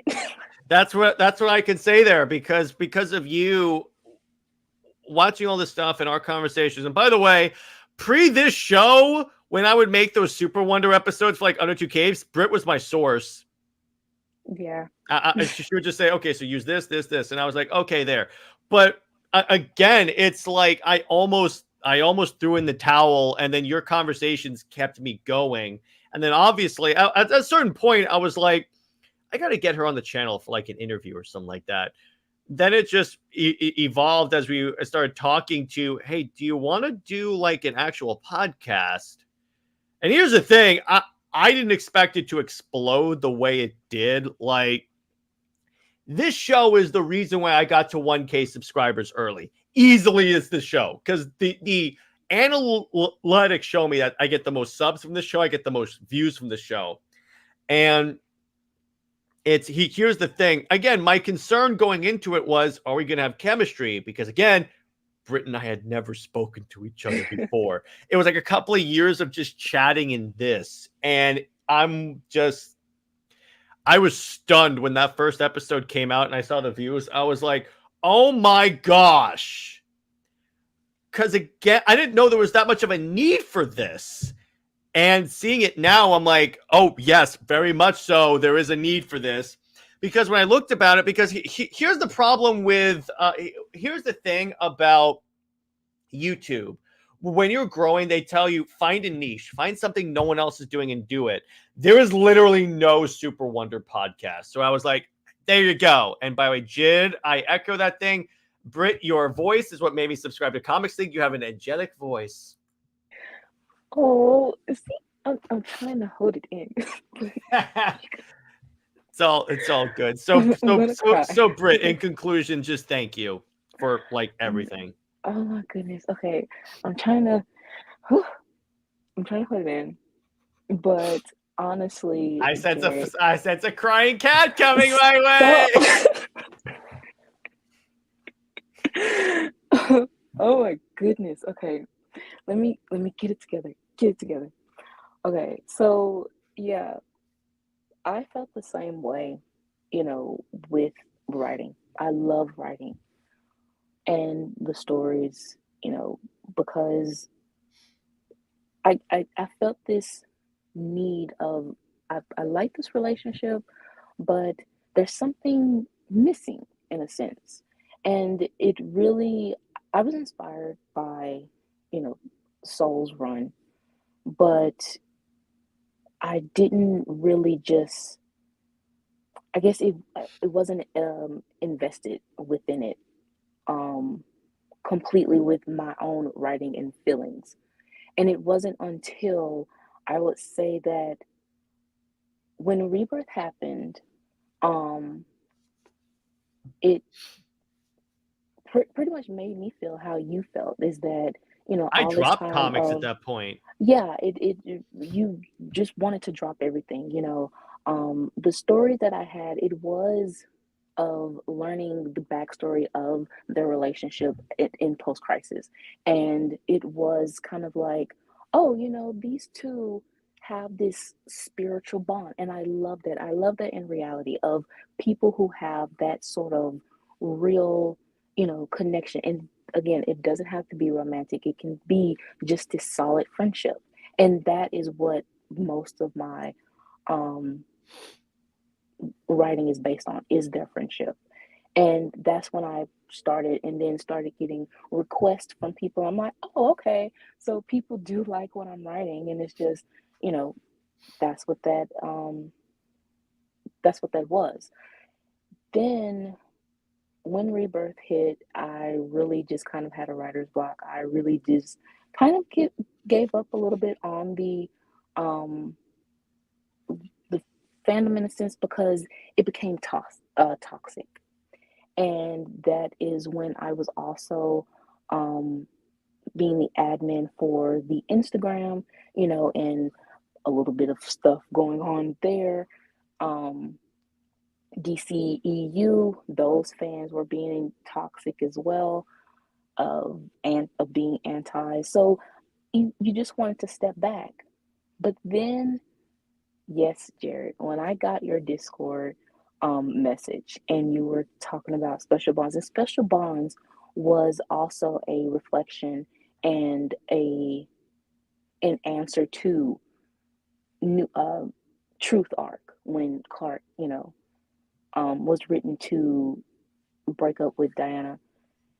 And even that story, it kind of put a bad, cloud over the relationship for me as well.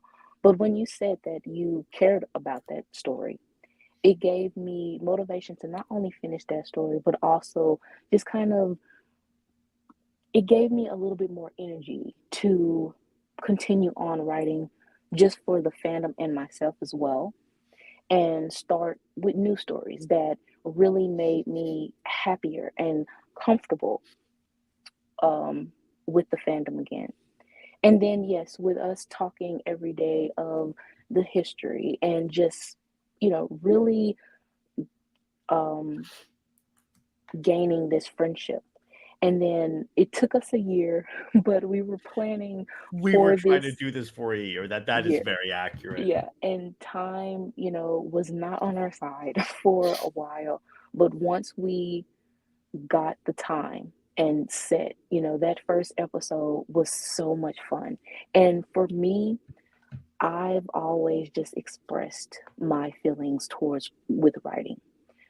I am outspoken in a sense, but not to the degree that I am now. And it's because of this show that I am more outspoken towards really just anything. I do find myself on, socials, more socials, talking major crap, stuff that I felt like I should hold in.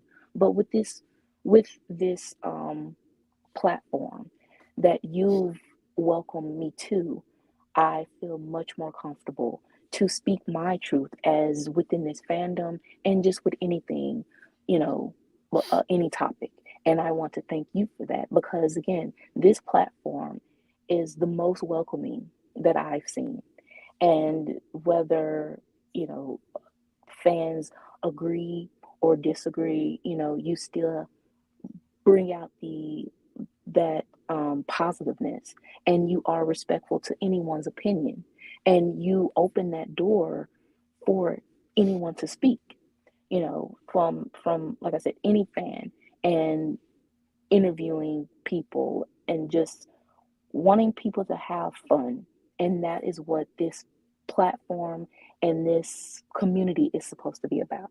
So yes, Jared, I want to thank you for opening, that door. Well, it's no problem because so what people don't know is that the other four co-hosts and I have like an understanding that the way it works is to become a co-host. We do streams with you, and then like we all have to vote on if this person becomes a co-host, and it has to be unanimous vote. Brit, as soon as you came on the show, we had that vote, and it was like the shortest vote ever. We're like, yep. Again, I asked them, so should we do this? It has to be unanimous vote of the original four. We're like, yes. Wow, well, I Because thank even you. Nick said you have a very soothing voice. And by the way, Dupree's brings me a $5 super chat. Thank you. Brit's voice is so beautiful. I could listen to her all day. Oh, that's I so second that. sweet. I second that. There you go. But yeah, and the thing is like, because, and here's the thing. The way I did this is because I identified early on what episodes did well. It was Zack Snyder stuff and SuperWonder stuff. So I'm like, okay, if SuperWonder stuff does well, I would have to be stupid not to do an entire show about this. And the thing is, it's kind of funny is that even despite the length of some of these episodes, like we have straight up 3-hour episodes and they still do very well. And I'm like, oh, there was some way I upload episodes at 7 p.m., which I normally don't do because of day job stuff. But even I'm like, that still did really well. I'm like, wow. Emperor Luffy says, I feel the same. Brit, SuperWonder was something I kept deep in my heart and refused to talk about since Lois was so widely loved. As far as we know, she's widely loved. Really, she's widely hated. The show finally made me say F that and start talking about it. Thank you. That's really appreciative. But Exactly. it's And really because, and here's the thing. I mean, even as a Wonder Woman fan, you could call fate to misogynistic for liking her relationship with Clark. Because for some reason, there's a group in the Wonder Woman community that want her, that say for her to be with a man is boring, for her to be with a woman is interesting. And I'm like, that is sexist. But anyway, the thing is like, even when I started this show, it was terrifying because as you guys have probably noticed, I have a stutter. So doing an internet show like this takes me out of my comfort zone every single week I do this. But the thing is like the way I always saw this is I'm just having a conversation with all my friends. And it's like that when you think about it like that, there's like no reason not to do it. And that's what it really grew to. And I mean, even as one of okay, so I already said this, but it's like, and to see the because I have periods where I have periods where occasionally I'll go back through my phone and look at like old screenshots I took at like 32 subs and look at where we are now. And it's kind of overwhelming that it's like now we're at over 1,000 subs and just getting more. We've gotten to interview like comic book artists that I've long looked up to. Todd Stanley, do this show where I get to talk about the relationship that got me into comics back when it first happened. It's very overwhelming, but in the best way possible. I couldn't agree more. It is, you know, when we do feel like giving up, you know, and again, and we went through that in an episode of the toxic nature of the fandom and how they want to silence you. They want you to, or you end up converting into a sheep, you know, following them. But we don't, you know, we keep going, and just that positive vibe that we give each other, and to be able, like you said, talk to your friends. That's all this is talking to your friend and or friends. And you know, like I said, we don't have to agree with everything, but we still just have that respectful conversation. And it seems so hard for comic fans to do so for some reason. But when you find the people who have such openness and such positivity, then you feel like, okay, you know, this is a group where I can really express myself and I can feel comfortable. And like I said, I only expressed myself within writing, you know, but I'm far more open verbally now because it does make an impact on someone else. And to know that we've made an impact, that people aren't afraid, you know, to speak that they enjoy SuperWonder.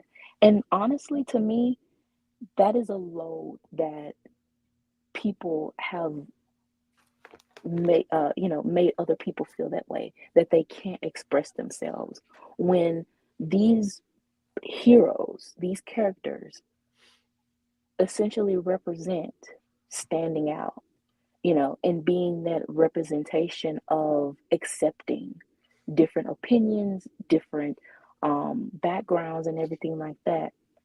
So for you to down someone else because they don't agree with you or they have a different preference, you aren't representing the character as you think you are. And this is what this show is about. It's about being actually honest and truthful and just letting other Super Wonder fans feel comfortable and let them know that it's okay to express your love. And yeah, screw any antis or whatever, because for one thing, they aren't supporting DC. You know, they wouldn't be in the state that they're in if they actually had the support that, you know, the antis so claim that they give. And Rebirth would be a lot more successful. Exactly. And second, these people are on the internet. They are hiding behind a computer screen, a cell phone, or an iPad, tablet, or whatever. They can't actually do any harm to you.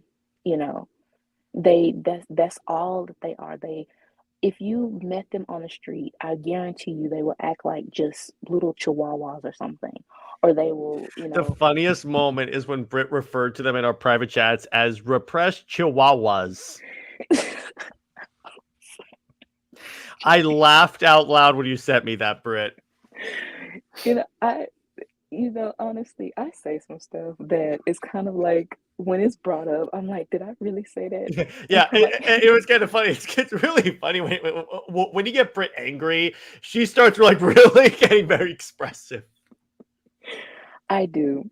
I'm sorry. Yeah, I am very expressive with my vocabulary. And yeah, it's just that's how we have to think, is that no one is better than any of us. They want to make themselves feel superior. And again, you are supposedly fans of a character that represents, you know, fighting against those who feel that they are superior. Um, and just that non accepting sort of, and that aggressiveness and that hatefulness that they have, you know, it's unnecessary. But again, it's just fiction. And we And can go on. Randy brings up a good point. The truth is, the antis fear this pairing. That's why they attack it so hard. That is true. Right. And just for us, again, if you ever feel like you want to give up for anything, just realize that you can overcome it. But and also that within the fandom, if someone makes you feel like you aren't a real fan, that is something that really, I would say, soured and hurt the fandom too, when professionals said that this is a version of the character that you should love, or the version that you loved was a lie, and you aren't a real fan if you don't like this certain version. As a You Snyder know, fan, trust me, I've been dealing with that for a while. right. So, and Jerry, you also brought this point up too, is that if it's published by DC, and if, they said that at a point it was canon, or that everything now is canon, or that this is what brought you into reading DC and supporting them, then you are a fan. If you're a And fan of literally anything with the DC logo on there, yeah, that's it. You are a fan. I don't give a crap whatever it is. I may not like it. You may not like it, but you can't say it's not Superman or Wonder Woman because only DC determines that. And that's the thing. It's like when people say, "Oh yeah, Wonder Woman is bi," and it's because I interpret it that way, and that's the way it is. I'm going by what the writers say, and I'm like, the writers can say whatever the hell they want. If DC editorial doesn't acknowledge it, it's not true. And by action says the irony that DC's two most kind-hearted heroes of some of the most toxic fandoms. Isn't that exactly, interesting? right, they do. I mean, from the past few weeks, um, well, it was really with Rebirth, but I don't know. I guess maybe it was Gunverse, maybe it You was, literally or sent me the crying cat gif in I DMs. did. I'm trying to hold it in even now. But the their aggressiveness, the Superman fans have is been out of pocket. I mean, it has gone overboard. And I don't even want to know, what triggered that, but they are very much an embarrassment, for what they supposedly want to represent, and just the character. And like I said, they think that they're helping the character, but they're just, making people want to stay away. And again, that is hurting DC in the long run. But with us, and with this platform that you've built, Jared, you are very welcoming to any fan, you know, even if you are a fan of not so much as Lois herself, but you still have respect for that opinion, though. As long as they give you respect, you will give them respect. And that's the same as I, is as long as we can be civil and respect each other's opinions, and no type of, undercutting, or things like that. And especially the personal attacks. Like, again, you're hiding behind a computer. Um, If anything, that's even more of a cowardly move. yeah, you don't know me from Adam. Like, we can be thousands of miles away from each other. And for you to personally attack me just because of fictional characters, you need to go touch grass, or you need to go get a psyche valve, something like that. But Or get a job and or life. right, but just overall, we are here to have fun. We are here to let it be known of the history of this fabulous couple, and also them as individuals. We are here to build a community of positiveness, and it's like I said, you can express and be so much comfortable with yourself and with fans who appreciate you. And just overall, I say that that is what this channel is about.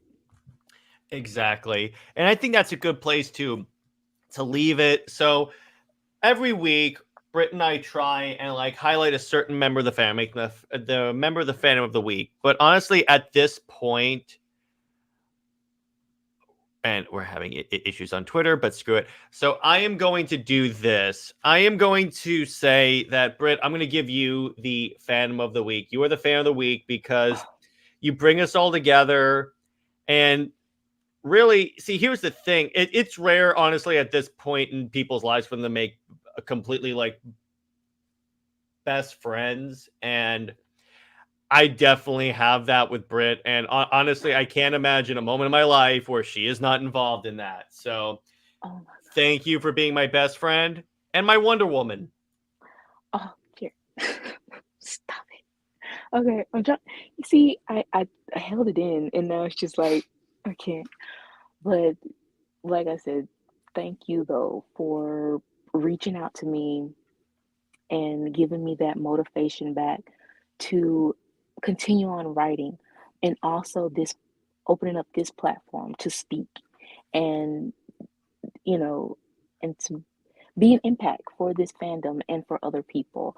And that is really, what I want to be, for people to have a positive, feeling, and to go every day with knowing that you do have someone that you can always come to and talk to, and just feel that no one can judge you for anything. And even, I mean, as crazy as it sounds, but fiction, Mhm. unless it is something problematic. Now that I, you know, want to make that Yeah, clear. like Lois becoming a black woman and Superman's girlfriend Lois Lane, Right. Something like that. Okay, now we have or some issues. Superman making out with a 14-year-old girl. Yeah, we have issues with that. However, but anything that is, very innocent is just a preference. You be you, and you love what you love. And again, I'm trying to still hold it in. But Jared, you have been an inspiration again for for rejuvenating my love for writing. And I want to thank you for that, because like I said, I wanted to give up the writing. I wanted to give up even the Instagram, from the messages that I received even recently. I was really going to say screw it, that last time. That last time really gave a different perspective. But Mhm. with speaking with you, and how positive you try to remain and optimistic, and just, you keep pushing, and how open you are that, yeah, you don't like Lois. So what? She's a fictional character, Yeah. and you keep it pushing. My not liking Lois has nothing to do with someone else's liking Lois. All right. And that is just your preference. And you, like I said, you just keep it moving. And you open up this platform for everyone to, whether it is DC or Marvel or any, movies or whatever like that. And just for people to express how they feel, and again, I thank you for this opportunity and for welcoming me on this platform. And yeah, Anytime. being the friend um that I needed for that time of, yeah, 2021. That was a time where, we were at the height of COVID, and I lost someone very dear to me. So that even more so kind of like made me not want to write anymore. But that one message really just opened up the floodgates of now we're here, a very successful channel, a very creative team of our shelterverse. Mhm. And, Oh, you guys have no idea what we're putting in here. right. And just creating, just being creative in creating this world for this fandom is so much fun. And I'm having a blast and I love it. Glad you are. So, Britt, do you have any stories you want to tease us with? So after all of this emotion, once we get off, I'm totally gonna just cry like a baby. Oh, you Um, will after you hear my ideas. I know. Just yeah, give me an emotional, send off, whatever. For um, but I have the story with Jid, and I love the um premise of this story, and I can't wait to share it. I haven't shared everything with Jid, but the um the main plot of this story is really hitting, especially with the research that I'm doing for female empowerment and for just just a representation of a woman dealing with whether she wants to be married or having a child, or the perception from other women, and how other women, judge women, even though it's supposed to be a sisterhood. You question that within the reality of the world. So, and I want to thank Jid for this idea as well. Then we have Shelterverse in chapter 2, and that we have added a little bit more to it, but it is so good to have this universe grow. And, with all the spin-offs that we have, more for Austria, and just, fun one-shots that I have. Oh, there's going to be so much more with that. So, by the way, next week's episode, we're going to do a full-on retrospective of the Tomorrowverse. Yes. And then the one after that will be episode 52. It'll be our 1-year anniversary of the show. And to celebrate that, we're going to do a full-on deep dive of the new 52. We'll talk about our favorite storylines. I'll probably teach more to Brit, and we'll have a happy old time. So, on that note, everyone, stay heroic. Remember, Lois Lane is Lois Lane. She belongs with General Zod. Zoe is the Max about for life. We will see you later.